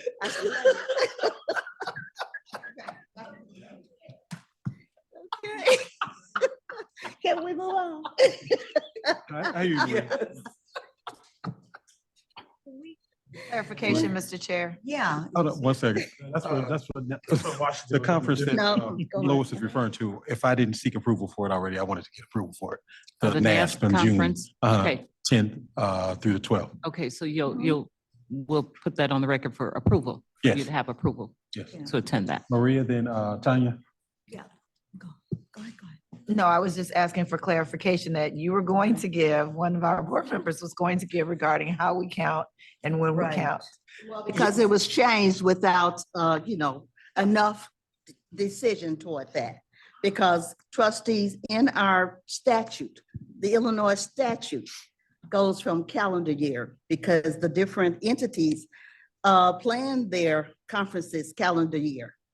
At any rate, so if I went on a conference August of 2023, it should not be listed as a conference taken for 2024.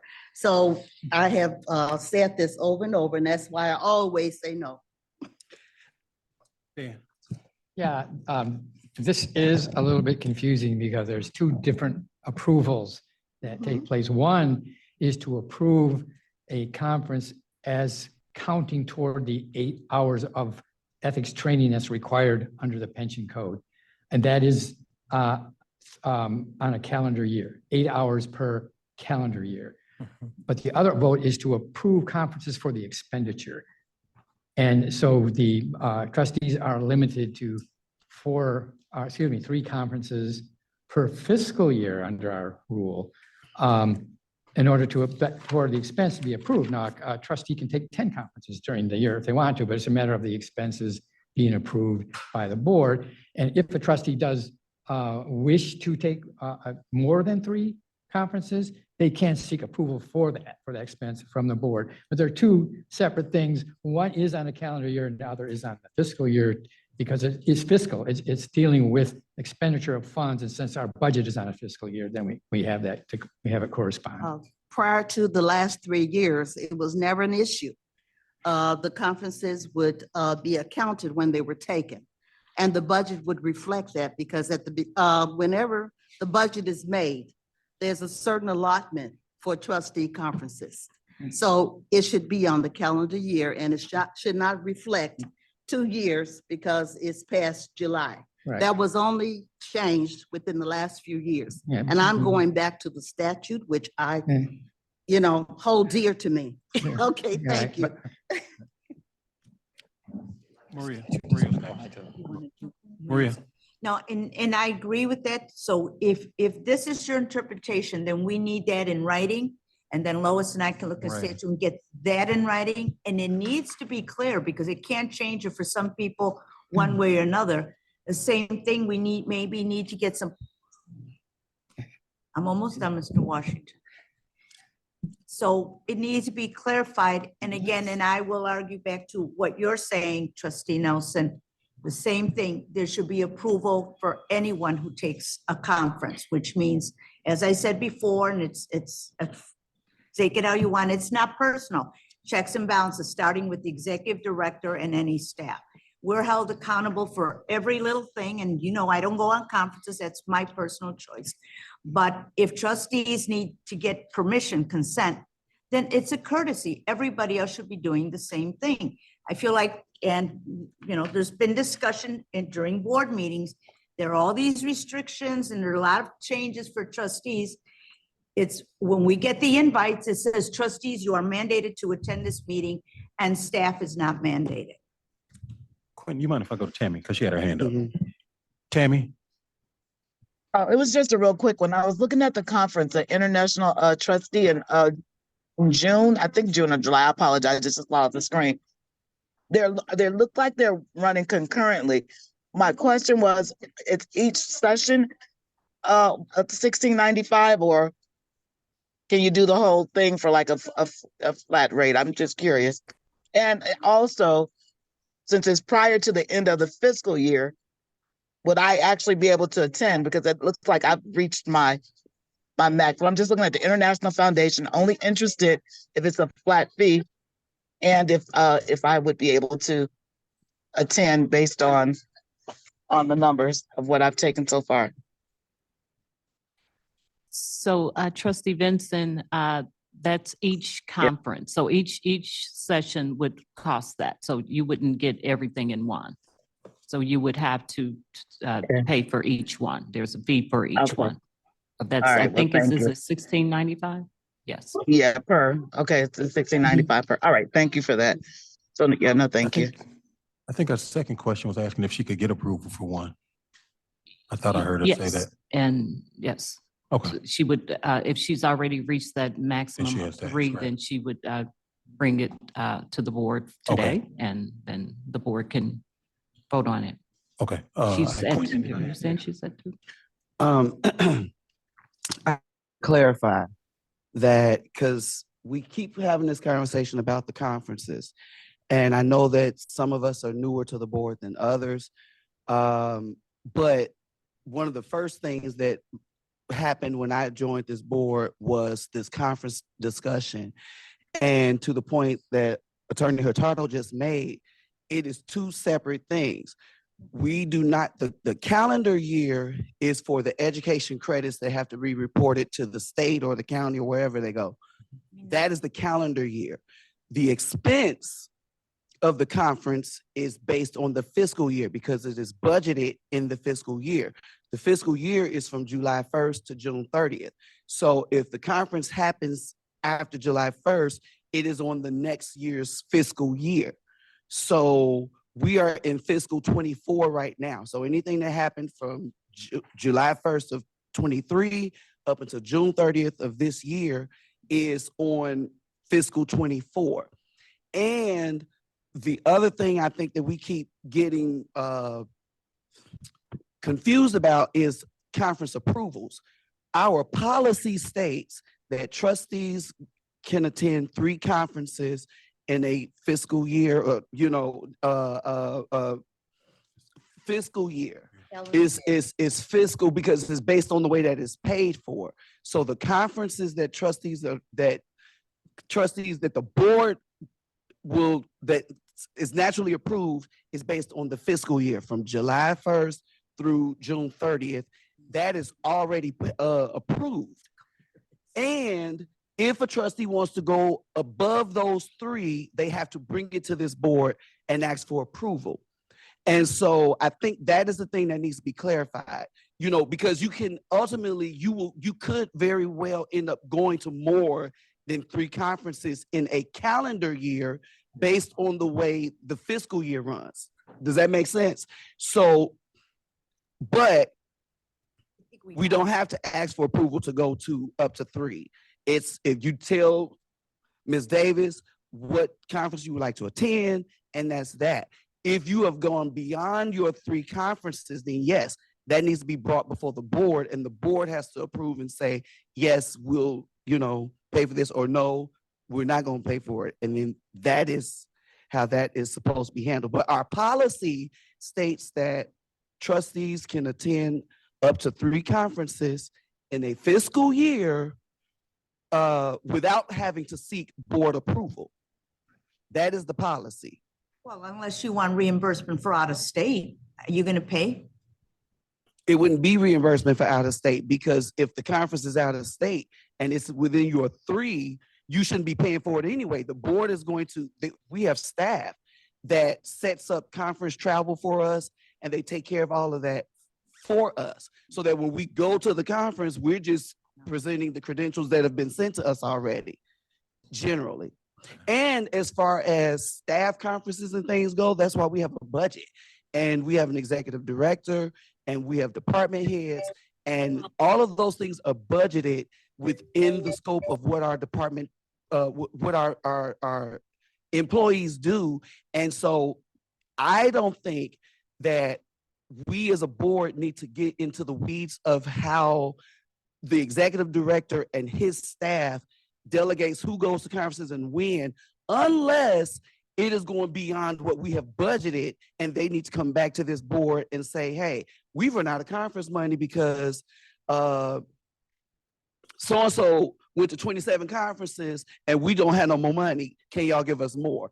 That is when it becomes a board issue. But I think that as a board, we need to respect the fact that we have policies in place and we have people in place that the fund is hired to do this work. So we need to let them do their jobs and not micromanage that process. Because to be honest, I don't want to talk about who in the staff has gone on the conference unless that conference attendance has done something that's going to have us end up needing to pull on that insurance. It's just Next, Maria. Victor, then Tanya and Tammy. So Trustee Barajas brought up a conference. It's not on our list, but it sounded like something I'd like to attend. Can't hear you. Is your mic- Yeah, sorry about that. So Trustee Barajas, before the meeting started, was telling me about the trustee leadership forum, which sounds good. And that would work for me, June 24th through the 26th. It's in Boston or Cambridge anyway. So if I could get approval for that, that'd be great. Yes. Or request it, I should say. Tanya, before I go to you, can I see if Tammy wanted approval? Tammy? Were you seeking approval for a conference, Tammy? I think she had a question about, I don't know if she's, that's a great question. I'm sorry, I couldn't find the mute button. I'm sorry. No, thank you. I'll look Okay. at another one for later. Thank you. Okay, Tanya. So I'd like a little clarification, not because what was explained is not clear, but because I sense unreadiness. So I'd like to address a couple of friendly recommendations, if you don't mind. Go Since there does appear to be a practice in place now that may not have always been the practice, it might be helpful each time that this arises that we make the distinction, maybe perhaps Ms. Davis can do so in her report, that one document is reflecting the attendance as in accordance with the pension rule for the January to December. And then maybe another document that makes it clear that the approval that's being sought or recommendation that's being made follows the fiscal year and relates to the expenses. Perhaps if those two are bifurcated and we vote on them separately, that might alleviate some of the unreadiness that seems to appear when this topic arises each time. Furthermore, I might recommend that the policy to which you refer, not the pension rules, but the policy regarding the 3 and anything above and excess of the 3, that be pulled out and shared with all of the board members at a time shortly, either after this meeting, but certainly before the next meeting. In a timely manner so that policy can be reviewed. And if there is still any unreadiness, that we're all prepared and have the ability to refer to that policy during the meeting while the conversation is taking place. Lastly, I just want to ask for clarification regarding Board Member Ochoa's request. Is the request he is seeking because it exceeds the 3 in the fiscal, or that's just required, period? That was his Or regular. because it's not on the list? Regular requirement. Okay, all right. That's not required. So that's what I was gonna say to you, Victor. You're listed here as 1, so you just. Yeah, You just- I haven't gotten to my 3. I just used the word that's on the paper here.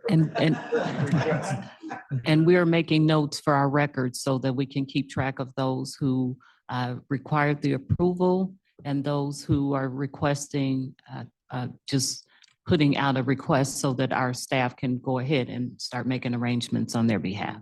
Thank you for explaining it better than I could. Thank you. I was just going to say, Trustee Woods, both for your suggestions we can implement. Thank you. Yeah, and then again, because last time I know you get excited, Trustee Washington and everything else. But again, it is about transparency, and it's so blatant that I can't understand why there's that failure to understand, say, okay, we'll tell you, and here it is. It is checks and balances, because although there's money in a budget, and it's happened before, way before, where someone in a department is attending more conference than anybody else, and there is no money, there's no budget there. I don't see a problem with everyone listening. We have nothing to say. Members, and I've been to the House of Delegates meeting, I attend. If you want to go up there and tell your members and saying, well, I think that, whoever, if you want to say my name is trustee, is micromanaging, why do you think there's a statute that says there should be 12 trustees? We do the checks and balances, we're the oversight. Never trust, and if my mother told me to trust her with her money, anybody, and I use it as just a crazy example. When it comes to money, there are no friends, there are no family thing. This is a business. This is a business, and we have to treat it as a business like everywhere else. I want to know where every penny goes, because in the end, you will see one day, and hope it won't come to that everything that I stand here for and I fight for, my pension, I'll probably get everything, hopefully, even if I live to be 100, so get ready. But it's protecting you, it's protecting tier 2 people, so you do get that money. And the way we spend money now, you can lose it, that we can lose at a COLA. Ohio did, they had to go to court, they got it back. You can lose that subsidy also. You have to think ahead. And I gave you those numbers to see most people retired 20, 21 years. Who's going to be making those contributions? I'd say, I've got nothing to hide. And I tell anybody, hey, go through all my files of look at what I'm doing. There's nothing wrong with transparency and saying, yeah, we want to know where everybody is going. It's simple. And because last time you made a statement and it's not personal. It's not personal. And usually people I'm talking to goes the same thing like in the schools. You've got administrators, you have principals, and then you have the rank and file. And it's different. When I talk about staff, I'm gonna have to differentiate, and I work for the union and say, the rank and file is different from leadership. Those people make more money, and are all the rank and file getting to go, and what's available to them. So we don't want to make it personal. We don't want to turn Trustee Rodriguez against the leadership team, and she talked against the, rank and file. We're not going to do that, because that's what happened last time. Thank you. If I may clarify. Lois, let me go to Lois, and then you can close us out. Thank Okay. you. Okay. I totally agree with what Trustee Woods has said, and also with what Trustee Rodriguez has said. And so it's possible that maybe we could have a little more discussion at a later time. Yes. So I would defer a total decision after we check to see what the statute says and the policy that was changed and how the budget is written and how the budget is used. And that's why I say there needs to be more than just a 2-minute discussion. And everyone should be on the same page. Is that, in agreement to just defer the decision for another time? Thank you, Trustee Nelson. We can't, Go ahead, close us out, Quinn. I love the spirited debates that we have here. It's just wonderful. And to be clear, to Trustee Rodriguez in particular, because all of what has been said is very valid. And my point is that, yes, we do want to make sure that monies are being spent appropriately. Because you're drawing your pension now and enjoying it, and I'm not. And so I'm sitting, I so had to get what up I'm early and paying. scrape the snow off the windows of the car when I didn't have a garage and you were still in the playpen. That part. And so I am very acutely, I am watching those numbers just as what you've said. I've been watching those numbers as well, because I have 12 years to go. And everybody in this room know that in 12 years, when I retire, I'm not going to say that my money not there. And in the spirit of that, we can still watch the budget and we can be very thoughtful of how we are doing those things now. That's all I'm saying. I maintain that I don't think that every single thing needs to come before. Let me clarify that. I don't think that every conference request for people that are staff should have to come before the board, because we have staff that comes before the board that addresses that for us. And as long as it's, for me, falling within the budgeted amounts, that is sufficient enough, because that means that we're doing our jobs as a fiduciary to make sure that we're not overspending what we've already what we've already allotted. And to be clear, I don't want it to be even interpreted or misinterpreted that I am accusing you or any of our fellow trustees as of attacking anyone here. And that is my point, because I don't want us to hamstring or micromanage what happens, because to me, then that becomes a situation where it holds up progress if everything has to come before this board and we're only meeting once a month. Kind of like the situation we had about the approval of disability pensions and claims, holding up processes because we have to say yes when we've already put the mechanisms in place. It's about being efficient for me. And I think that we do a good job as a board in being efficient in the way that things function. And when special occasions arise, then yeah, it does make sense and it's very appropriate for it to come before this board to be addressed. Thank you. So now I entertain, yeah, did we make the motion already? We did. Oh, okay, thank you. I forgot. I gotta call the question. We made the motion, it was made a second. Danielle, can you recap what I'm sorry. We did not have a motion for this one. Yeah, we were both looking at each other. I don't think we have. Okay, so I'd like to entertain a motion, If we didn't have a motion, approval of trustee conference, because I think I was the only person that saw, because I'm beyond, I've Is there exceeded my any- 3. Dan, Is there any conference that needs trustee approval? I do. And what you do? Okay. I do. That's why I was. So I was seeking approval for the NASP, I think June 10th through the 12th. And I've exceeded my 3, so that's why I had to seek approval.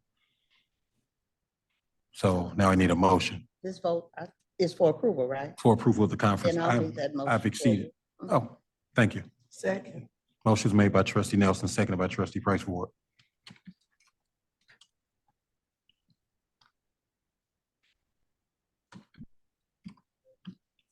Okay, just to be clear, we are approving, this is a request for approval for trustee Blackwell for NASP. Yes. And we had requests for assistance with the planning from trustee Nelson and trustee Ochoa. I don't know if they're outside of the 3 for your policy. They get the 3 Right. for fiscal year, so if they're within the 3, you don't necessarily need to. Yeah. If they're outside of it. Victor isn't outside the 3. Right, I just wanted to make sure that we got everybody so that we can plan properly. Okay, and did trustee Vincent want? She said she was still looking. Okay, she's looking, thank you. So that's just one. Just the one. You ready? Okay. Trustee Beza, Yes. trustee Blackwell, Yes. trustee Nelson, Yes. trustee Ochoa, Yes. trustee Price Ward, Yes. trustee Riley, Yes, trustee Rodriguez. And all are just within that 3 group, right? Nothing beyond? Correct? Yes, no? This is the over 3, that's why it's. There's some that are over 3? No, at this time. Trustee Benson,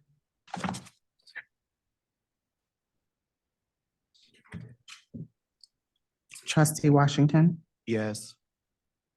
trustee Woods, Yes. and again for trustee Vincent. Mary Sharon, You're muted, Tammy. did she call Mary Sharon?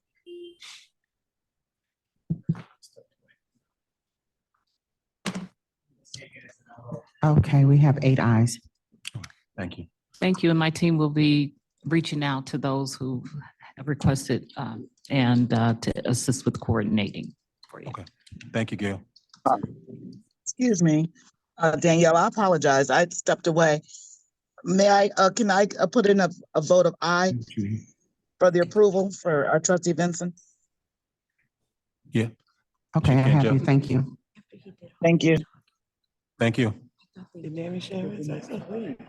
I didn't hear Mary. I didn't hear. Did Mary Sharon respond?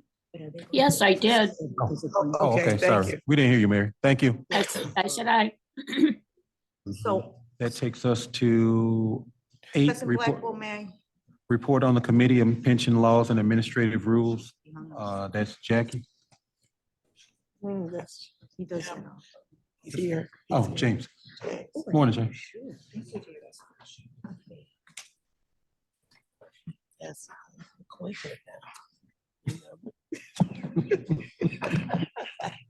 You trying to give me the job, man? Good morning, Mr. President and trustees. It's a very short report. There has not been a Pension Laws Commission Senate hearing this session.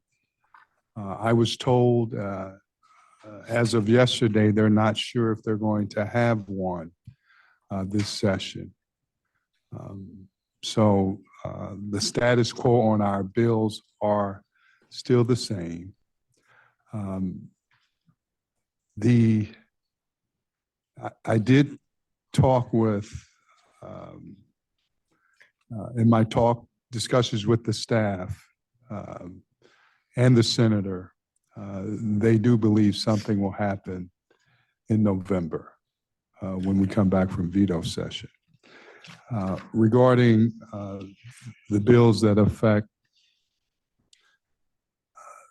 our proposed bills that affect the charter schools, I did see individuals from CTU yesterday, and they said that they're starting to enforce some of the issues concerning the money that is not being passed on to CTPF for the retirement pension funds, for the pension fund.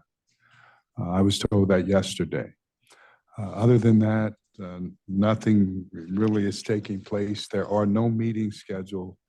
And as of today, as a result of that, no pension hearings in the Senate, everything is still the same.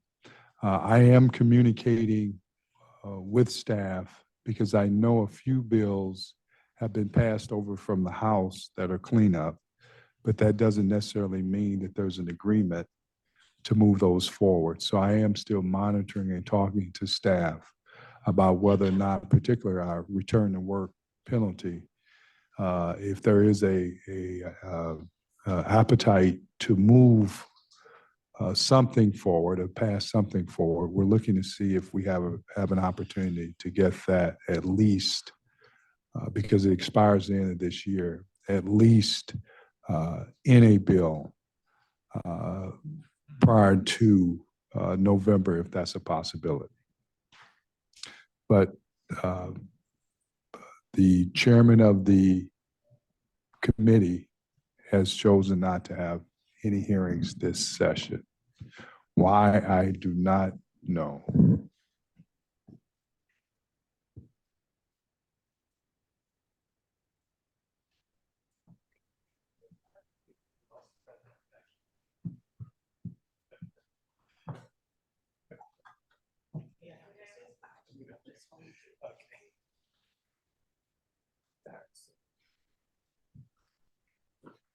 All right, I'm back. I'm back. Yes. Yes, you may have a question, followed by trustee Washington.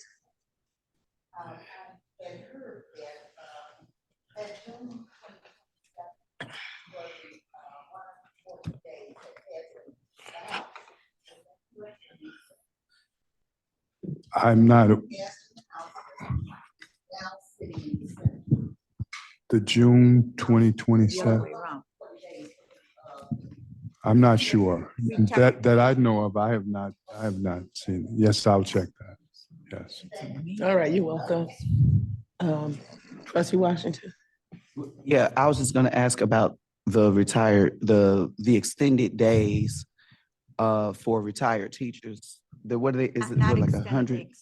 Going, Well, I mean, extended from the 100, what was it, 120 120 to to 140. 140, right? That's what I was just saying. That's what I was asking about. Yes, yeah. yes. And so, because my question is, I'm sorry, lowest and finished, trustee. Oh, yeah, so I'm asking, I was under the impression that when they signed that into law for retiree teachers to be able to work beyond, what was it, 120 days originally? And they 140. extended it to 140, but there was a sunset on that, right? Mhm. June 30th of this year. So did I just understand you to say that that might be taken up as an extension of that? Or that's my question, because I'm thinking about the problem is the same. We still need substitute teachers, and our retirees are the ones that are filling a lot of that. So I don't know if that's even a part of our legislative agenda. Yeah, it's the first one Right. on there. To answer your Okay. question, I go back to what I said before. The chairman of the pension committee is the sponsor. He's very aware of it. I reported early this year when I met with him I think I met with him in November. I met with him again in January. He said that was one of his number one priorities. Yet he has not called a pension hearing this session. And they're scheduled to end a week from tomorrow. So to answer your question, he's aware of it. But that's right. He's supposed to be calling a hearing on that's the tier 2. That's the return to The work return to penalty. work penalty Right. that he hasn't called a thing on, but I'm speaking specifically about the 120 versus 140 days, but that's the CTU thing. Okay. One more question, if I may. That person, this is Mark Witt, right? That is the chair. Is he the person that was the chair before Yes, as well? yes. Okay. Thank you. No, you're welcome. yeah. It's Illinois Senate Bill 2940, and it is for teachers who work up to 140 days. Yesterday, they had the RTAC lunch, and they said it passed, Senate bill, it was in the House, but not in, it passed in the Senate, but not in the House. And they said originally there was no opposition. In fact, they gave us the number, who was in attendance, and they supported it, but it hasn't been signed. It's sitting there. So now, otherwise it expires June 30th, 2024. So are you saying that it's passed the Senate and the House One, no, already? only one, not Oh, the other. I got you. It must be the House. The Senate hasn't had it. Right. I'm sorry, yeah. yeah, let me see, I gotta read such small print. Well, you would know, you're the lobbyist. Why am I looking this up? Okay, let me return to what we said. I guess my mic wasn't on, I'm sorry. 2019. At any rate, when I indicated that what I had heard, I guess trustee we were at the same luncheon. Correct. But I didn't want to, clarify where it was stated Well, because, whatever. But at Everybody any saw, rate, so. but it was the House, as we stated. Right. But you're going to check on it in terms of where we're sitting in the Senate. But that's what you'll come back to us next time and got a report week. on. Is that correct? Yes. Is that and your I'll- response? Yes, and I will provide an immediate update as it relates to that. Mhm. Again, the issue is whether or not the Senate is going to take up call a pension hearing. Mhm. There's nothing scheduled this week. The calendar, I guess, will come out again on Monday Mhm. on what committees will take place or scheduled committees. But again, the Senate has chosen not to have a pension Right. hearing And this I just session. want to briefly say why I had asked if you had anything new is because I am on the committee with Chicago teachers on that displaced and guest teacher, substitutes, they call them guest teachers now. And so we periodically have meetings and I give updates as to what we've heard, from CTPF.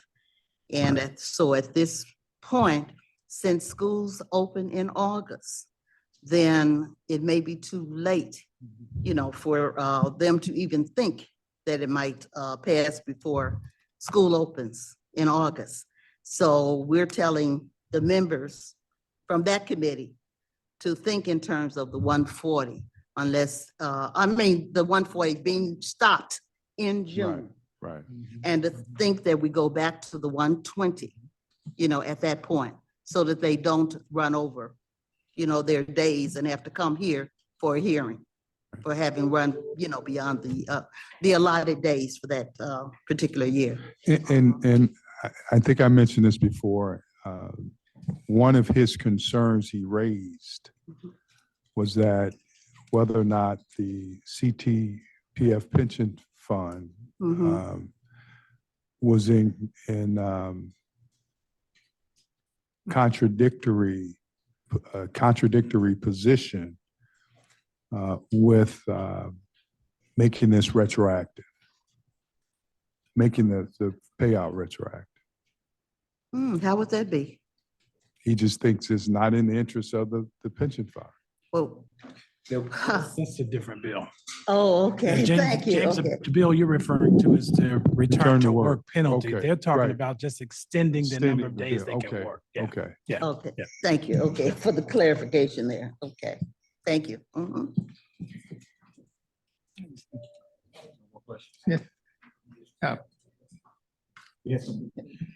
Yeah, I just had a quick comment about the 120, 140 days. That's not part of our legislative agenda, but it certainly impacts us because we enforce the return to work statute and we need to know when people are exceeding so forth. So our benefits department, we don't have an interest in whether it's one way or the other necessarily, but we have an interest in knowing the result.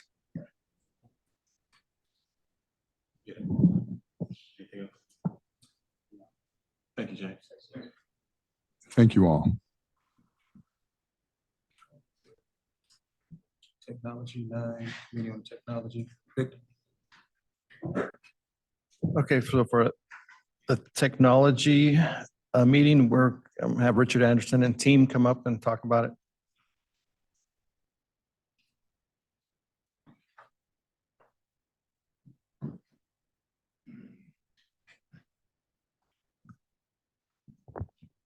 Good afternoon, President Blackwell, trustees. Can you hear me okay? Okay. Welcome to our Project Titus presentation for today. If we can proceed right to slide 5, please.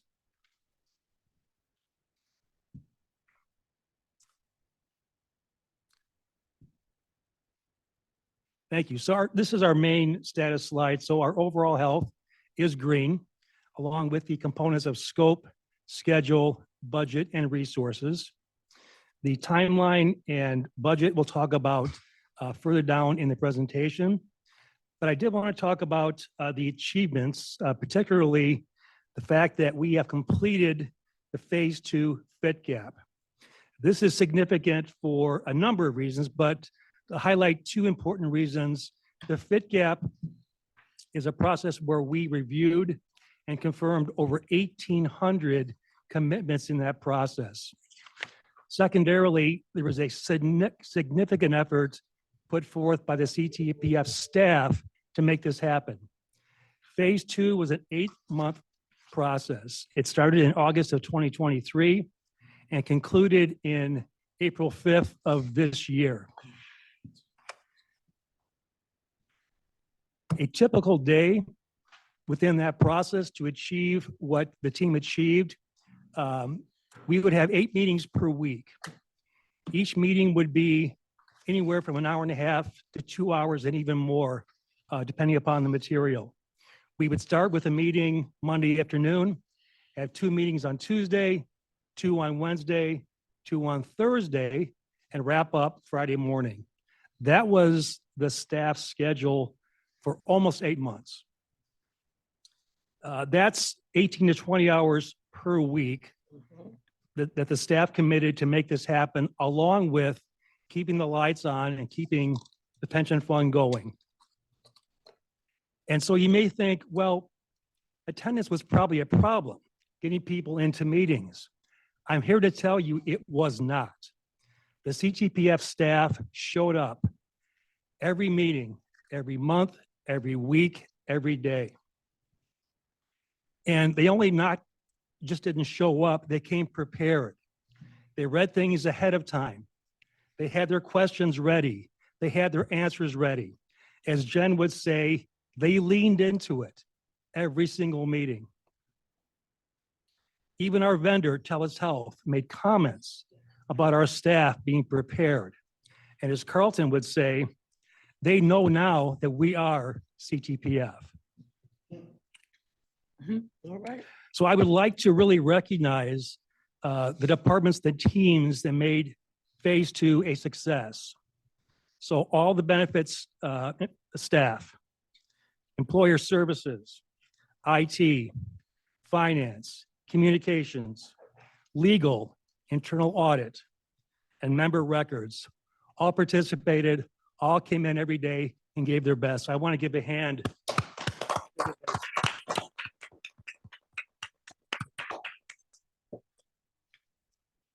Additionally, we delivered the 4th subset of CTPF data to TELUS Health, and we did begin our phase 4. So looking ahead, we'll continue with phase 4. We'll prepare for the 5th subset of data for TELUS Health, and we will begin the process to compare expected test results. Okay, next slide, please. And just a quick snapshot of our timeline. As we talked about, phase 1 and phase 2 are now complete. Phase 3 will run concurrently throughout the project as we provision our environments. And we have just started phase 4, segment 1. And to talk more about segment 1, I'll turn it over to Jen and continue the process. Hello, good afternoon. Move to the next slide. So this is just a snapshot of all of the different areas that we focused on. Within each of these areas, those commitments or requirements, the 1,800 plus that Richard was talking about, they fell into these different areas. So this is just to show you we've completed the fit-gap review for all of them. And if you move to the next slide, this is my favorite slide.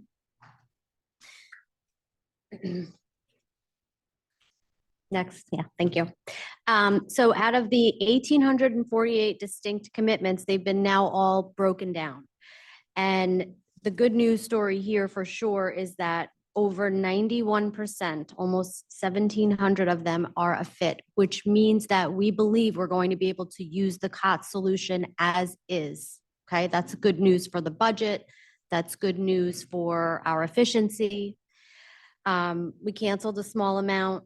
Plans fit simply means that the system is expected to have the functionality for those 68 things by the time we go live. It's just not there right now. And then we have 52 gaps, and 52 gaps, you know, a small percent, obviously 3%, but it's not 52 different issues. It's really like we have commitments that were related.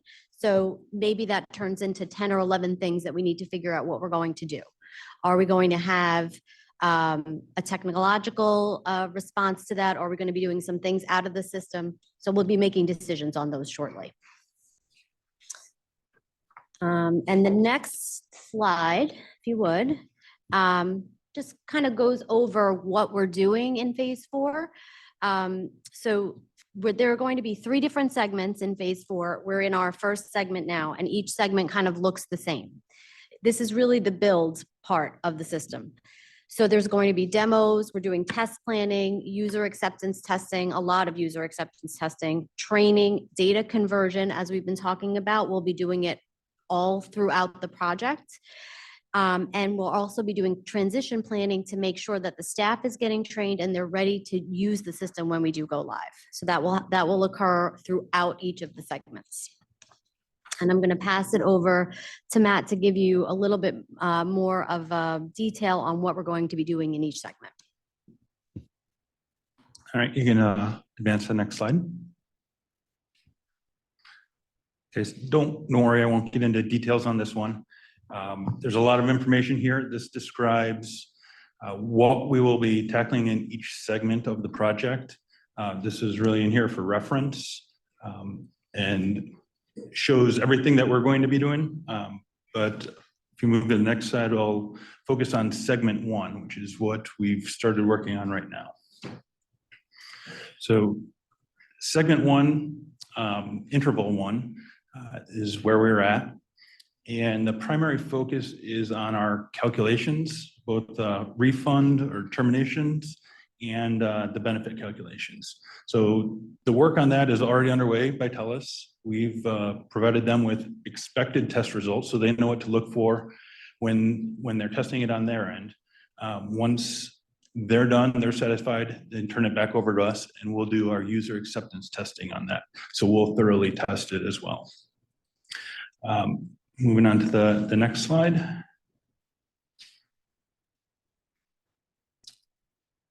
So we've had this slide before. We have various sub-projects that we're working on. These are all vital to the completion of the overall project. Give a little update on each of those. For our data, we're doing a cleanup of our existing data as well as a conversion of data into the new system. So we've already delivered 4 separate data sets to TELUS. Last one just went in April. We're already working on the 5th.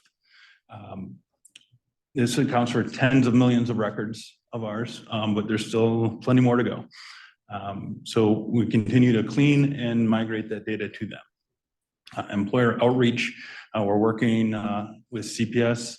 We continue to do that, both a biweekly meeting working on typically like the data issues, and then a quarterly meeting as well where it's more focused on the project and how it affects them, how they'll be able to work with us through the project.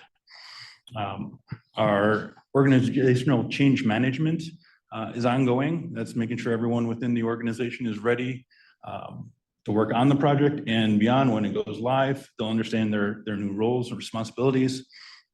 Right now, we've been working with a communications team to get a project website up and running.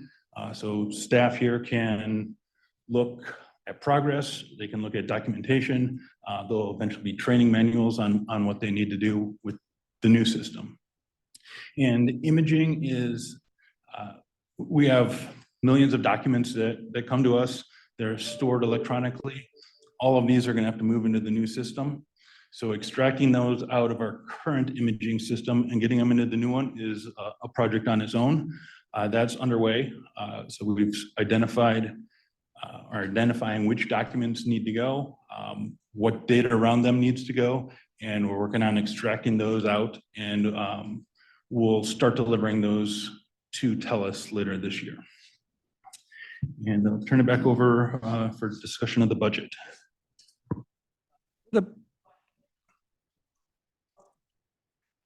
For the budget, really nothing to report. The budget has been behaving as we expected. Nothing was a surprise. So the budget is where we thought it would be at this point in time. Okay. And with that, we'll take any questions. Maria?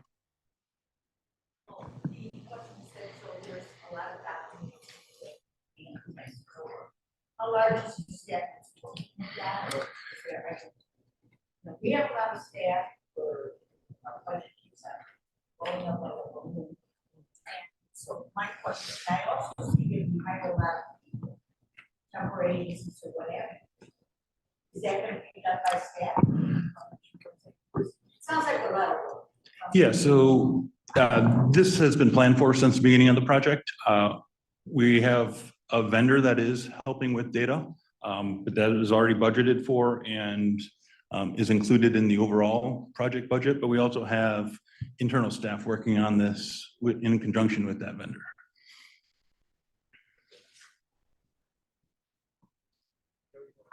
Yeah, just so for everyone, please, I'm getting comment, some people, I got a text actually, but the mics are up, so they can't hear your questions. Sorry, do you want me to repeat it? No, we're good. Will you come on? No, just, you know, so that same thing happened to, I got the same. Okay, person. I So apologize, hit your yeah. mic when you talk. Okay. Make sure you hit your mic when you talk. Yeah. Victor Tanya had a question.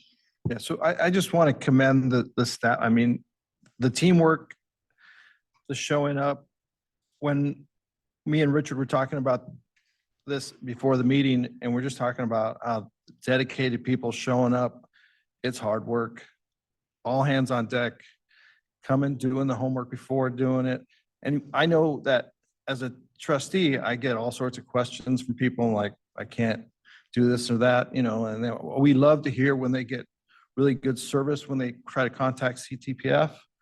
And this is the nuts and bolts that makes all that happen. So whether it's facing the active or retired teacher, or this is information that they're going to get that ends up helping someone that works here, tell somebody who might not get through the digital divide so well. I mean, this is all stuff that makes things work. And they're doing all this hard work, and I think we should commend them. I mean, we know because of our situations in the schools, you know, morale goes up and down, but we always know the right way to do things. People busting their butt. We should always commend them and, you know, and make sure that try to keep them happy and working. And we, you know, a compliment does not cost a thing. And we need to make sure they get at the very least that and much more. Thank you.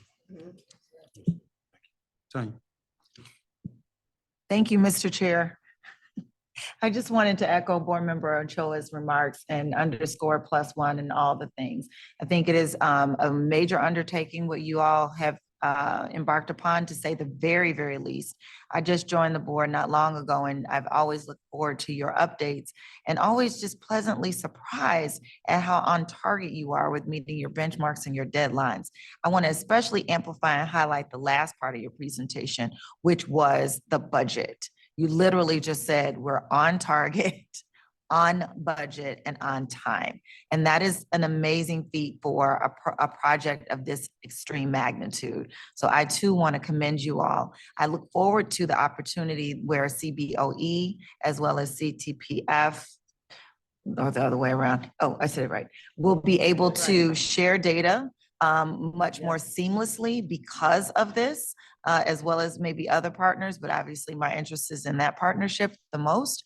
And so I'm looking forward to that data being able to be shared in a much more seamless and easy way for not only your staff, but also for us as board members to be able to interact with the data in a way that is, you know, as worry-free as possible. So thank you. So, yeah.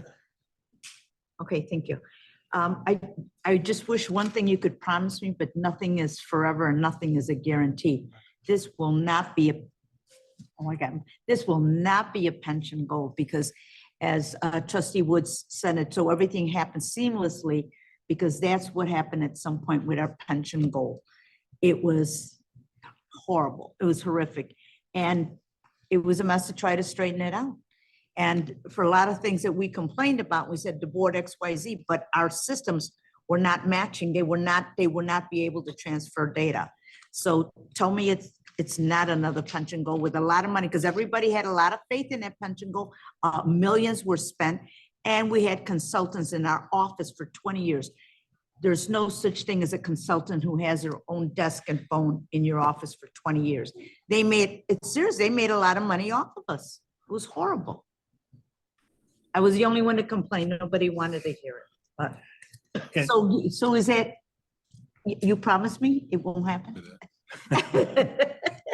We will do the very best that we can to make sure that the new system meets all of our needs as well as our members. And to your point about the current system, which will be our previous system, we do not plan to customize this new system. It will be out of the box. So the issues that we face today and in the past were because we try to customize the system probably beyond its capabilities. So good, thank you. Lois, then we got to close out. Yeah, well, My just hand is quickly. up, Joe. Oh, I'm sorry, I didn't see it. Well, just quickly, one of the big problems with the pension goal was that it wasn't thought out, the connection, as trustee Rodriguez just mentioned, between CPS and CTPF. So therefore, there were staff members from here that went to work at CPS to try to, get it going. But the problem was, it just was not built for that connection. And that's why there were many problems even later. Now, that was in 2006. So we're saying this is 2024 with all this new technology. And so hopefully it's much better. Okay. Can I just say one thing? This system has different modules, like an employer portal that we just did not have, right? Right. With P Gold. It has a module for member self-service built in. It's right there. So the member experience is going to be night and day. That's when this turns on. It's those kinds of things that the system comes with that we will automatically get these improvements. So I So can't let's- promise you there's not going to be any problems. That's not reality, but it's much better. Much All better. these years later. much more current, Thank and you. we'll stay on the upgrade path with it. Thank you. Mary Sharon was up there. We're moving on. Yeah, I mean, I don't want it to be implied that we loved pension gold even when we got it. It was not a good system for us, but there wasn't anything else out there at the time, so we accepted it. But never let it be said that we love pension gold. And I was there when we 20 did it. years? 20 years? Yeah, 20 years, Maria. I was there when we bought it, but I I know. wasn't there from 2002 to 2007. So, but the fact of the matter is, it was never a good system. I remember Thank you, Mary. meeting people. I remember meeting people from Pension Gold at conferences and say to them, "This is not what we really needed." I'm sorry, Sean. Yeah, I just want to make a quick comment and thank Richard, Jen, and Matt, and the entire team. As Richard mentioned, internal audit is involved, and that to me has been very helpful. I've been invited to every meeting. Actually, internal audit has been invited to every meeting. We participated and listened to as many as we could. But the point I want to make is that my counterparts that are going through similar systems, throughout the nation, public pension funds, I have gotten feedback that the internal auditors were not throughout the system included. And so I just want to commend them and hope that we continue to be invited and part of this process. Thank you. Thank you, Matt, Richard, Jen, all the individuals and other staff members that you stated. Thank you all for your hard work on this. Appreciate it. Thank you.